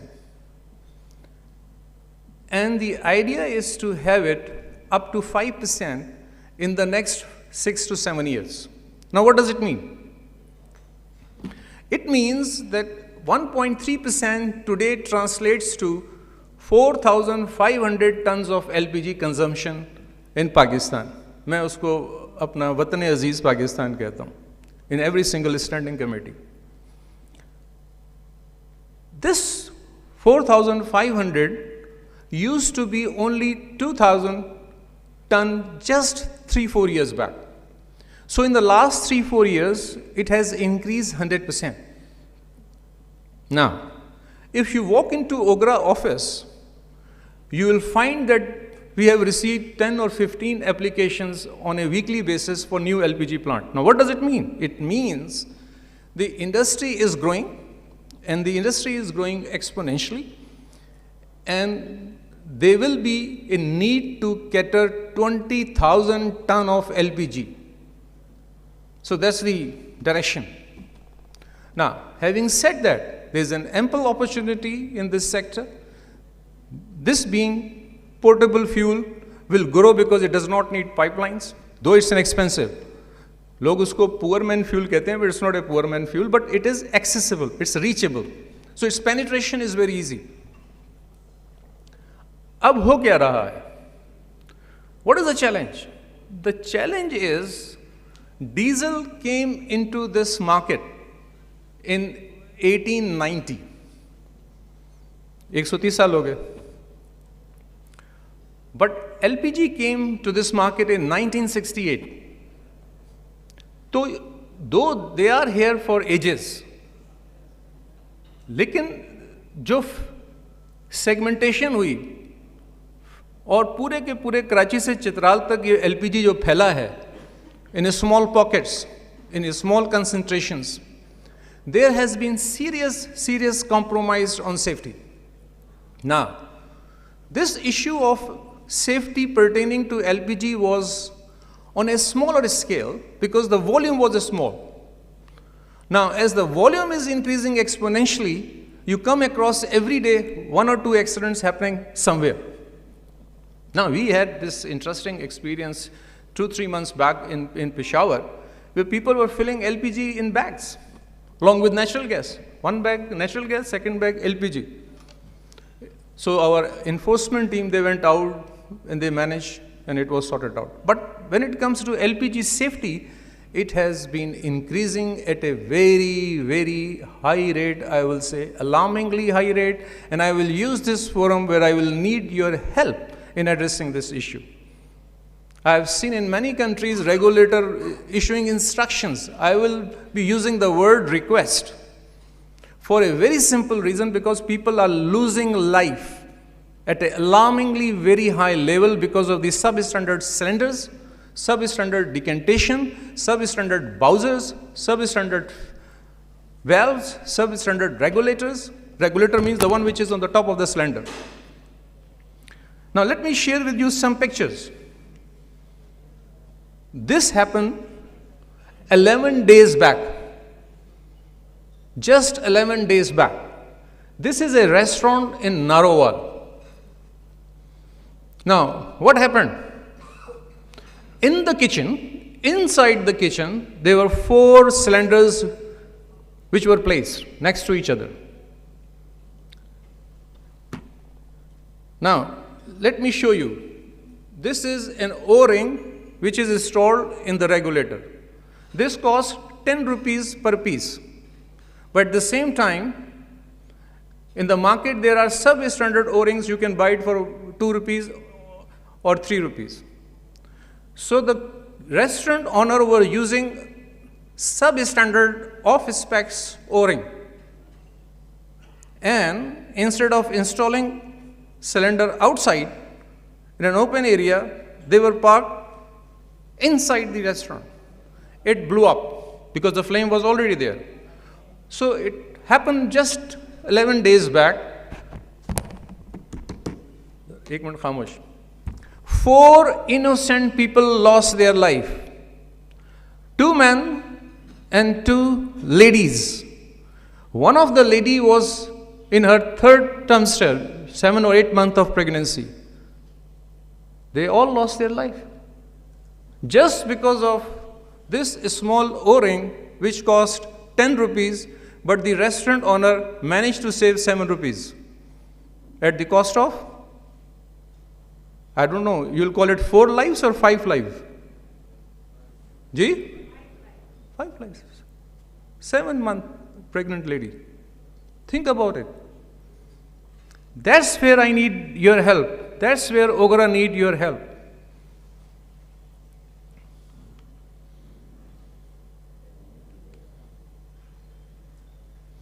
This incident happened at Shadra. 10 people lost life. 10 log mar gaye. What happened? The kingpin of Bowser wo toot gayi turning ke waqt. Since the weld was weak, the MS sheet which was used to build the Bowser was thin than the recommended thickness. It blew up. 10 log mar gaye. अगर आप देखें जो सैकड़ों की तादाद में रक्शे हैं, मोटरसाइकिलें हैं, उनको आप छोड़ दें. जो people who got injured, उनको भी छोड़ दें. 10 lost their life. This is, we in Ogra need help from the entire industry to please help the country. Not Ogra, but to their fellow countrymen in creating awareness, in sponsoring awareness campaign, in conducting seminars. It's a matter of awareness. This incident happened at Bela, Balochistan in December last year. 13 people lost their life. 13 log, 13 people lost their life. Now what was happening there? Very interesting. This fellow who was running this shop, his specialty was that he will be taking back cylinders, the cylinders which are used by the domestic consumers. Then he came up with a kit with the positive displacement pump of half horsepower. So his job was to suck the remaining half kg or 700 grams of LPG remaining in the cylinder and to fill the new tank, the new cylinder. So he came up with this novel idea of getting out the remaining half kilo, 1 kilo, maybe less than 1 kilo. And the whole thing blew up. The most unfortunate part is that of the 13 people who lost their life, he himself was also included. So he's also gone. He's not there. So I need your help. I need the help from the representative of the entire energy industry who are here under this roof to please allocate some time, some efforts, some resources, some fund in creating awareness in the industry segment, which is increasing exponentially and across the country.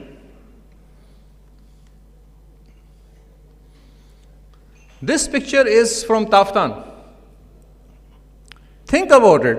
You're all technically and commercially very intelligent people.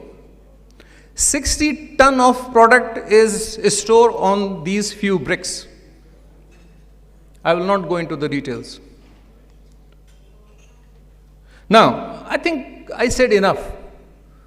I would rather now appreciate if we can have a couple of interactive questions so that you don't say that we were treated as only listener.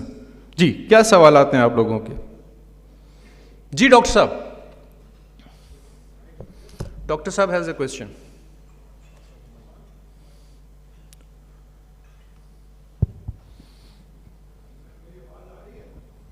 मेरे ख्याल में आप mic ले लें, ऐसा ना हो कि फिर बाकी लोगों को आपकी आवाज़ ना. हेलो, आवाज़ आ रही है? जी जी, अब आ रही है डॉक्टर साहब, प्लीज़. एक्सीलेंट प्रेजेंटेशन मसूर साहब. आपने जो टॉपिक अभी टच किया है एलपीजी वाला, एलपीजी के बारे में जो अवेयरनेस पब्लिक की है वो उस लेवल की है ही नहीं जो कि होनी चाहिए. Number one, LPG being heavier than air, it tends to settle down और एक छोटा सा स्पार्क बहुत नुकसान पहुंचा सकता है. करेक्ट. आपने जो इंसिडेंट्स बताए हैं, these are those which should be made aware to the public. तो पब्लिक अवेयरनेस कैंपेन मीडिया पे मेरी सजेशन ये है कि आप लोग शुरू कीजिए, क्योंकि मीडिया पे बहुत सारी एडवर्टाइजमेंट्स और भी आ रहे होते हैं, लेकिन इस तरह की चीज़ जो है उसको कवर होना चाहिए वहाँ पे. और ख़ास तौर पे ये जो रीफिलिंग ऑफ सिलेंडर्स है, this is also a very very unsafe practice, जो कि अंदरूनी शहर भी आपको एग्जाम्पल्स मिलेंगे जहाँ पे ये हो रहा है. बहुत बहुत शुक्रिया. आई थिंक डॉक्टर साहब has given a very good suggestion. Basically what he is saying is exactly the same message, that everyone who is here need to play his or her role in creating awareness. वो जो 4 लोग नारोवाल में 11 दिन पहले चले गए, वो तो चले गए. That's history, that's past. उनके नामों के आगे तो डिसीज लिखा हुआ आ गया है, लेट, LATE लिखा हुआ है. We cannot change. Now it's their family who will be suffering. But our country fellow men who are alive and kicking, we have a responsibility to create this awareness. देखें, it was very easy for me to come here and say I am the regulator representing $35 billion US trade, and my task is to increase it to $50 billion in say 2 years from now. Very easy for me. I've been doing commercial roles in my life. Very easy. No, that is secondary. What is primary? What is the key focus area? What is priority number 1? इंसानों को बचाना. हमारा दीन भी यही कहता है, हमारी शरीयत भी यही कहती है. तो फिर हमारी तरबियत भी तो यही होनी चाहिए ना. तरबियत किसे कहते हैं? जो चीज़ें हम इम्प्लीमेंट करेंगे. अगर हम एक इदारे के चीफ एग्जीक्यूटिव हैं, हमारे पास $1 मिलियन का फंड है, हमने कितने पैसे, कितने रिसोर्सेज जो हैं वो इस अवेयरनेस कैंपेन के लिए खर्च करने. That is the request. As I said earlier, we are not instructing you guys as a regulator. We are requesting you guys to allocate certain funds, resources to help us with this awareness. جی اور کوئی صاحب؟ جی madam آپ کچھ کہنا چاہ رہی ہیں؟ Sorry sir آپ کچھ کہہ رہے ہیں؟ جی میں کہنا چاہ رہا ہوں اگر اجازت دیں گے آپ. Sajid Pervez, I am a consultant, and as far as the LPG is concerned, I have been doing studies from last 40 years, and this decanting problem has been there. The only thing is now the volume has increased significantly, but nothing has been done, and the prime responsibility is of LPG marketing companies, because they have to ensure they are close to the distributors that this thing should not be done. Another question I have is smuggling. What the regulator is doing for smuggling being done in petrol. It has been there ages, because we have been and are involved in it, the energy outlook from 2004 to 2010, and we have not been able to assess the magnitude, but now the level of smuggling which is there, and being acknowledged, is hampering the performance of the refineries. I think all the refineries are there. We have been consultant to the refineries. So what the regulator is doing. ٹھیک بہت بہت شکریہ. You made a very valid and concerned points. When it comes to your concern around smuggling, we as a regulator are fully aware of the issues, and we are engaging all the key stakeholders at the right level. But where I have a slight disagreement, sir, if you allow me to disagree with you, is your comment around LPG companies, that they are responsible or they should be responsible. My view is slightly different.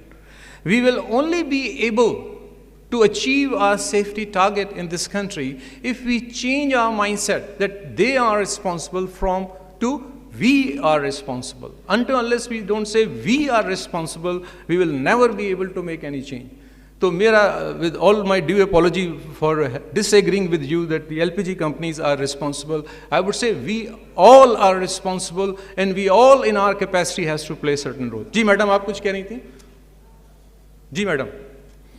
My question is basically the same. Thank you so much for allowing me to question. I'm Saima Aftab. Yes, so میرا question exactly جو سر نے ابھی کیا about the smuggling point. آپ نے ابھی Taftan border کا ایک picture دکھائی. It was just an LPG کا جو ایک آپ نے دکھایا tank. In addition to LPG, آپ کو پتہ ہے باقی سارے پیٹرولیم پروڈکٹس بھی ایکولی ایکسپلوسیو ہیں.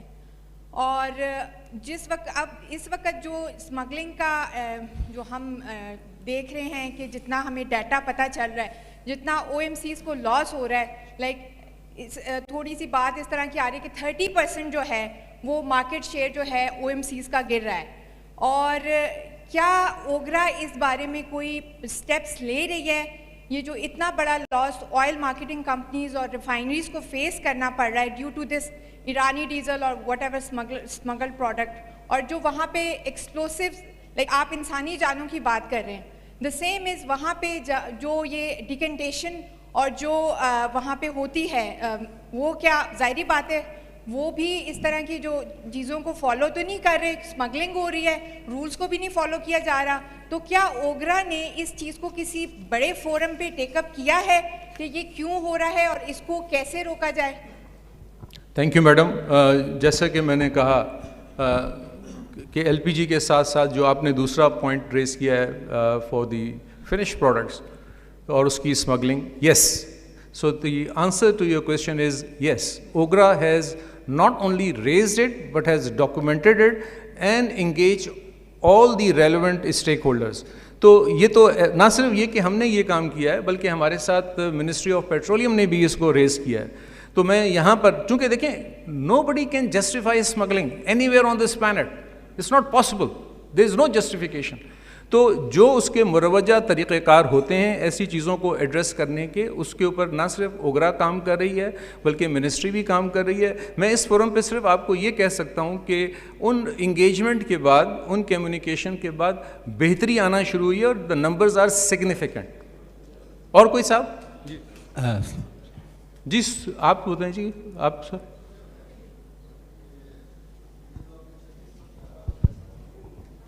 جی آواز نہیں آ رہی ہے آپ کی, کیا کہہ رہے ہیں آپ؟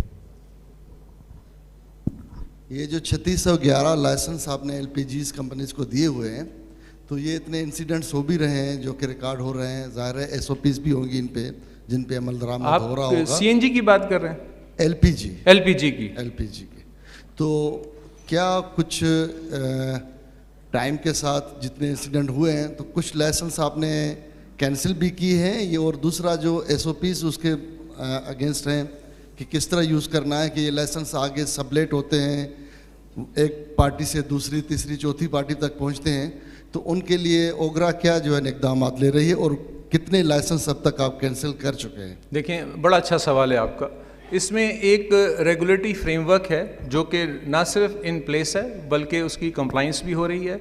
जैसे ही हादसा होता है और सिग्निफिकेंट किस्म नौयत का हादसा होता है तो ओगरा की इन्फोर्समेंट टीम जाती हैं, उसको इन्वेस्टिगेट करती हैं, ख़ुद भी करती हैं और अपने साथ थर्ड पार्टी इंस्पेक्टर्स हैं, कोई 13 के करीब कंपनीज़ हैं, उनको भी इंगेज करती हैं। HDIP जो कि गवर्नमेंट का इदारा है उसको भी साथ लेके जाते हैं और उसके बाद रिपोर्ट आती है। रिपोर्ट की बुनियाद पे चंद चीज़ें की जाती हैं।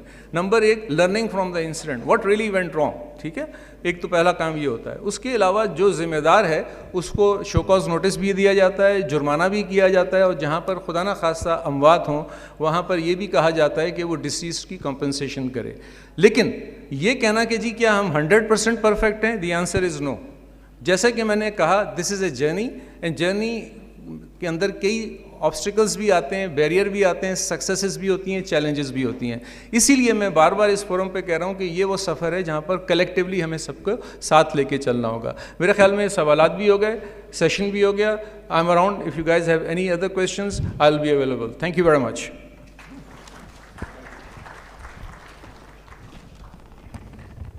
Thank you, Mr. Masroor Khan Saab, for a very pertinent presentation in which you have also made a request to the energy sector to raise due awareness about the safety awareness about LPG use. Now, the next speaker is Dr. Sayyid Nazir Abbas Zaidi, Secretary General, Oil and Gas Advisory Council. Dr. Zaidi will be focusing on a very pertinent topic called Oil Sector Challenges and Solutions for Sustainability. Ladies and gentlemen, put your hands together for Dr. Sayyid Nazir Abbas Zaidi.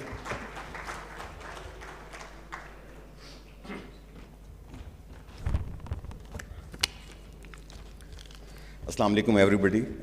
Thank you very much Chairman PIP Shaisa, Shahryar and everybody else over here for giving me this opportunity to present over here. Originally, Chairman OCSC, Mr. Waqar Irshad Siddiqui was supposed to deliver this presentation, but he is abroad and I have been entrusted with this responsibility. I promise you one thing, that I will speak the truth, nothing but the truth, so help me God. The truth varies from person to person. I was watching a television program of Mr. Ashfaq Ahmad, the philosopher, the famous writer of Pakistan. And the anchor asked him a question, sir, what is the difference between truth and fiction? And he replied that whatever you experience yourself is the truth. When you share that truth which you have experienced with the other person, it's a fiction for them. So my truth will be a fiction for you, and please listen to it as a fiction. I would like to correct here one thing, that there are certain aspects which we keep on repeating. I am guilty of that. Everyone in this industry is guilty of that. That we report certain facts to various media, various publications. I am sure the book which has been launched today will contain the same fact. There are certain misconceptions which I would like to clarify before I move on to my presentation. One is that we claim that Pakistani existing 5 refineries capacity is 19 million metric ton of various product. If you look at the numbers, I've gone through last 20 years numbers. The maximum production of local refineries was 12.7 million metric ton. And that was way back in 2012 and 13. So I think it's about time, whenever we sit and plan for the future, we correct this number, that we should not claim. The nameplate capacity may be the 19 million metric ton, but we should also indicate that actually we have produced not more than 12.7 million ton, which was way back 2012 and 13. So that is the first thing I would like to correct. And the second thing is, as Masood Saab has said, and he was very sympathetic to the KPT port. I'm sorry, I have the right to differ. We can agree to disagree. His opinion is that the poor KPT, Karachi Port Trust, has not been allowed to carry out the maintenance. And I've got different opinion. I think that they did not plan properly. And the way the conditions of all pier is pathetic, to say the least. The chicksons are falling, OP1, the berthing is only at the daytime. And the second point which I would like to clarify over here, that we claim that we have got 45 million ton port capacity. This is a myth. Far, far, far from reality. KPT claimed that they have got 3 oil piers of 24 million metric ton, 8 million metric ton each. Fortco claimed that they have got 9 million ton. Sometimes they say that they can go up to 10 million metric ton. The 27 years which I had spent in this industry, I have seen Fortco achieve 9 million ton only in 2 years. And those were the years when the furnace oil consumption was more than 6 million metric ton in the country. Secondly, as will go along, I'll show you that what is the conditions of port and how much we can handle. There is an SBM of Synergico refinery. Technically speaking, their capacity is 12 million metric ton. And but the maximum which they have decanted or processed or received through that SBM is 2.4 million metric ton. Number 3, our local crude production, which is being processed by our local refineries and the rest is exported, is stagnant at 3 million metric ton a year, 2.93 million. It's maximum, Atak refinery, Adya Sahib is sitting here, 2.1 million metric ton is being used by them, and remaining 900,000 metric ton by the other refineries, or 300,000 metric ton is being exported. And after saying all this, I wish that our regulator is sitting here, but our ministry, I don't see anybody from our Ministry of Energy over here, because certain aspects of my presentation concern them.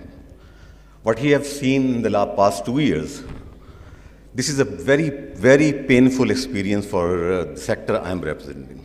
I mean the refineries and the OMCs. And this is really unfortunate that the minister is traveling, and I don't see anybody from the DG Oil office or Secretary Petroleum office over here to listen to what I wanted to say about my sector. And I apologize in advance, because what I am going to say are the facts. We have gone through a very painful period in the past 2 years, and there were times that we struggled, and we struggled in day and night to manage the supply chain of the country. We are, represent a sector. At the last count, 6 to 7 million people come and visit us, the retail outlets. Masood Saab was very kind enough. He said that we have got 10,000 retail outlets. But the problem is 9,968 retail outlets as of 30th April this year. What about the 2,500 retail outlets which are operating, and marketing the products in the country? 25% retail outlets are illegal in this country. And no one, be it OGRA, be it Explosive Department, be it Chief Secretaries of various provinces, OMCs cancel licenses because of the bad performance of the pump. But that pump never closes. Keep on supplying product. And somebody was saying that smuggling is a curse. Yes, smuggling is a curse. But we are providing an outlet to those outlets through 2,500 illegal outlets which are operating throughout the country. So these are the facts. Now I'll come to the presentation. As I said, there are 5 parts of my presentation.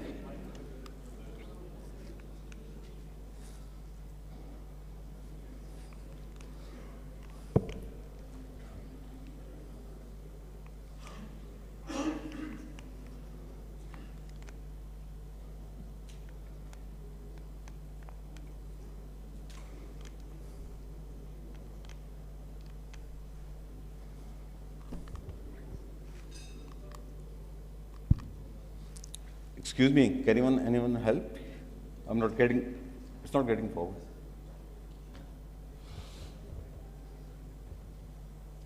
Next slide. Okay.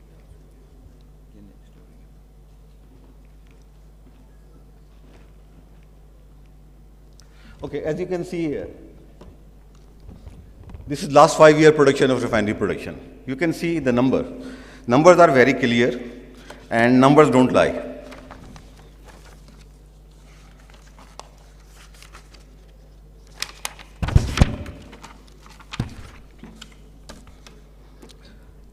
The maximum production which we achieved last year, 21-22, was very good for us, and refineries provided 54%, 55% of the total consumption in the country, and 11 million metric ton was processed. And 2019-20 was the COVID period in which we all understand what had happened. And this year, due to economic slowdown, and the other factors which include unabated smuggling from our western borders. We are seeing that refineries are unable to, this is after taking the projected numbers which has been provided by the refineries for May and June, we will end up, refinery production will end up at less than 10 million metric ton. So this is one thing, and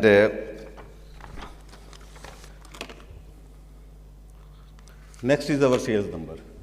As you can see, we have gone from 20 million to 17 million COVID period.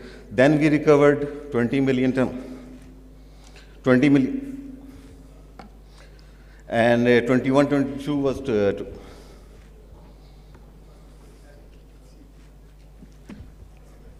भाई क्या हो रहा है?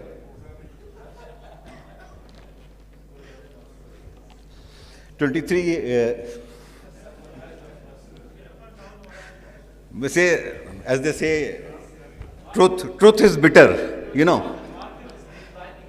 Market is declining, truth is bitter, and nobody wants to hear the truth. And so is the computer over here. From 23 million we have dropped to 17 million metric ton. This is after taking the production of next 2 months, May and June. So there is a decline of 6 million metric ton. Imagine how much refinery has lost, how much OMCs has lost because of these factors. The economic slowdown, of course, it is in nobody's control. Nobody can control that, you know. If GDP goes from 6 to 0.23 at the last count, the official number which has been revealed by the government is that 0.23. All sectors are negative, whether it is large-scale manufacturing, service sector, any sector, every sector is negative. So we will end up, you know, the most surprising thing is, since June 2022, June 2020 and February 23, in these 2.5 years, we had 5 scares of supply chain. 5 scares. June crisis, everybody knows about it. I don't want to go into that. Then there was a crisis in November 21. There was a diesel shortages, and you know it was managed. April 22, because of the subsidy and everything, 917,000 metric ton of gas oil was sold in this country, which is highest in 75 years of history. 30,000 metric ton a day. Now what happened? In April 23, the consumption was average 15,000 metric ton per day. Exactly 50% of it. Who can manage that kind of supply chain? Is it possible? But we have done that by taking hits on, you know, on every account, which I will come to it on it later. February 23, we had petrol scare, dryouts in various areas in Punjab, pockets. When we were studying, one of our teachers used to tell us that the curse of supply chain is the forecast, difference between forecast and actual sales which you achieve. If the difference is 5% or less, it is manageable. The difference between forecast and actual sales, if it goes beyond 6 and 7, the bullwhip effect comes into play. And bigger the difference and bigger is the bullwhip effect. At times you end up, our dear friend Chairman Ogra was showing that we have got 46 days of diesel or 60 days of motor gasoline stocks. I wish I could share his optimism. That is because of the low sales which we have experienced this year. We cannot take those numbers as the actual numbers. No, we don't have that. If we have the actual sales, what are the actual sales? If we take out the product influx from our western border, our day cover would have been very different from what we are observing, currently.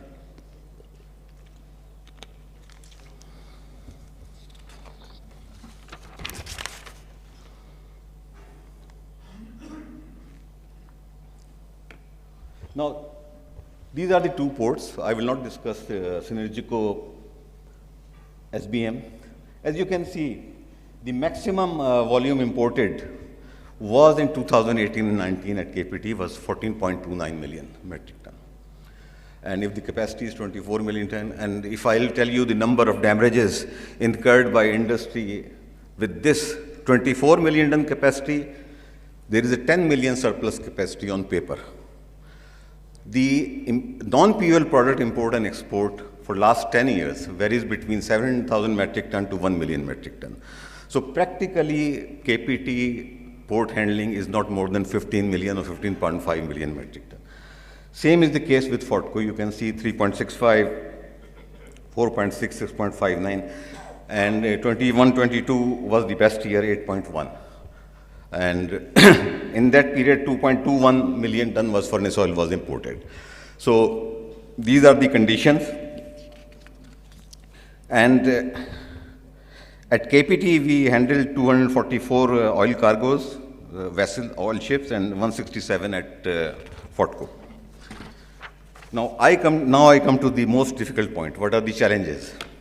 Number one, oil pier. OP1 is in that condition that certain master of the vessels, when they report to Karachi port, they refuse to berth at OP1. This is a fact. Shell Pakistan, they never berth their vessel at OP1. Vessel is berthed only in the daylight, and there are only two pilots who are capable enough to bring the vessel in daylight. So it's not the all-weather port, and night berthing is not possible. And for God knows how many years I am hearing that PC1 is being made, and it will go and it will be approved by whoever, ECNEC or whatever the body is. There are so many bodies in government of Pakistan who give approval. I don't think this is happening in my lifetime. The only way it is possible is that the government go for public-private partnership, give it to some private company and with a share of KPT or whatever it is. Then the refurbishment and the actual capacity achievement is possible. Otherwise, we will keep on taking risk. We are talking about safety, we are talking about the hazards we face, but these hazards we take every day, and we take this risk with a vessel of 70,000 metric ton of crude, with a vessel of 50,000 metric ton of motor gasoline, with a vessel of 50,000 metric ton of diesel. So we keep on doing. And capacity constraint at Fortco, we know that since the inception of White Oil Pipeline, vessels are coming over there, number of vessels has increased. We know that in actually 14 vessels can berth in a month. So the best solution is that we move out of Kemadi area, we move out of Fort Qasim area and go to hub area, install a big, big tankage, SBM, where larger vessels can come and, connect it to the WAP system so that 12 million capacity of WAP is utilized and product is transported safely to the country. That is number one. Number two, at Fortco, what we need is that there is only one line which is being used for motor gasoline as well as HSD, and it is, after every discharge of HSD, or the line is picked with nitrogen. So it results in time wasting of 6 to 8 hours. Similarly, we read that this night berthing was done. But when I looked at the data, the vessel was of 45,000 metric ton dead weight. It was not, LR1 vessel or LR2 vessel which was berthed at night. So night berthing is a solution. During monsoon, we have to test vessels at the berth, which takes about 10 to 12 hours. So these are the constraints which are going on, and we are repeating it, going about it every time, but there is no solution. 300,000 metric ton of UEP condensate is exported from FOTCO as well, which takes about 9 to 10 vessels every year. So out of 167 vessels which were exported last year, handled last year, there were vessels of 10 vessels of condensate as well. We have suggested to government of Pakistan that they should move this from, make FOTCO only for oil, not for the condensate. And furnace oil, as we know, now Parco and PRL are exporting furnace oil, and they're using the same jetty. So every month there will be limited. This year sales are low, imports are low. Motor gasoline import, as I'll show you in the next slide, has reduced to 4.6 million ton as against 6.6 million ton, which was the last year number. And the widening of channel, which we keep on hearing that PQ is working on it, it will keep on doing it. So what will happen, whether a new jetty will be made or not, I do not know. Now, this is the most important part of this presentation. I don't think OMC or refinery business is viable anymore. I don't think so. Let's come to the refineries first. The country rating is downgraded. It has been downgraded so many times that I don't remember what is our current rating is. But the fact is, in the last 1 year, LC confirmation charges, which was 0.5%, 0.4%, we as an industry have paid 10, 11, 12% LC confirmation charges. I will talk about problems in LC opening as well. There is no mechanism available. Now, think about the cargo side, the value of cargo. 70,000 metric ton crude at the price of today will cost you about $45 million. If someone is paying 10% of LC confirmation charges, that means that company, that refinery, that OMC is paying $4.5 million per vessel from their own pocket. There is no mechanism available which allow those refineries. At the same time, whatever the refinery gets, it is a formula which has been approved by the government of Pakistan, Ministry of Petroleum, ECC. We cannot go outside of those boundaries. So this $4.5 million, which any refinery or any OMC has paid, who is going to pay for it? There is an assumption that these are very rich people. They are, they have got deep pockets, they have got this, they have got that. Okay, if there is no disposal of furnace oil in this country, go for export. Keep the refinery operational at 100%. Yes, you can do that. You are here. You are our national asset. But when it comes to protecting our national assets, we forget. We advertise, we announce that we have made a green field. The ECC has approved green field policy for something which will not materialize for the next 10 years. Even if it is financial close today, it will take 6 to 7 years from the start to completion. Those refineries who are struggling for last 3.5 years, the brownfield policy is nowhere around the corner. It's not, the one government or the other government, it's the mindset. The mindset which prevails in this country, that they consider that the refining assets, they are a burden on this country. They are making a lot of money. They are doing this. They are doing that. This mindset doesn't allow people to act and make policies for them. I'm sorry I'm sounding bitter, but these are the facts.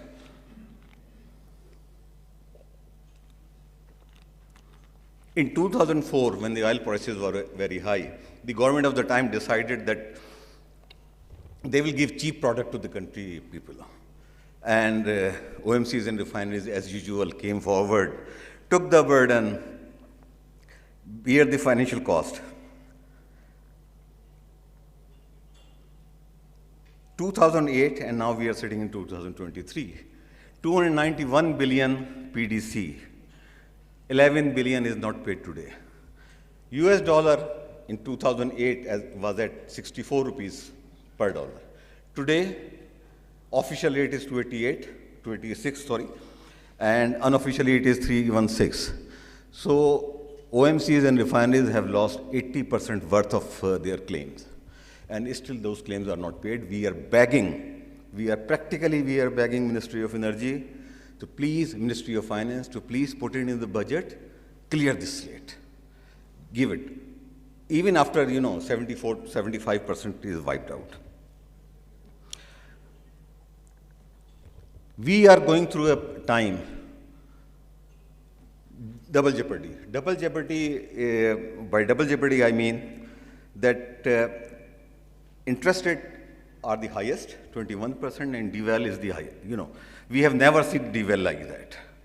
And some of the losses which we incurred are returned, but वो कहते हैं ना कर्ज की रकम जैसे टूट के मिलती है तो उसकी असल वैल्यू ख़त्म हो जाती है कि whatever losses incurred, it was given in partial installment, and industry is being treated as bank to sponsor the government role, because the government could not afford to pass on all the impact of exchange loss to the general masses. So they broke into the certain segment of 15 rupees, 20 rupees, 15 rupees, 20 rupees, and the balance was financed by the industry at the rate, by borrowing at the rate of 21, 22%, and sponsoring it.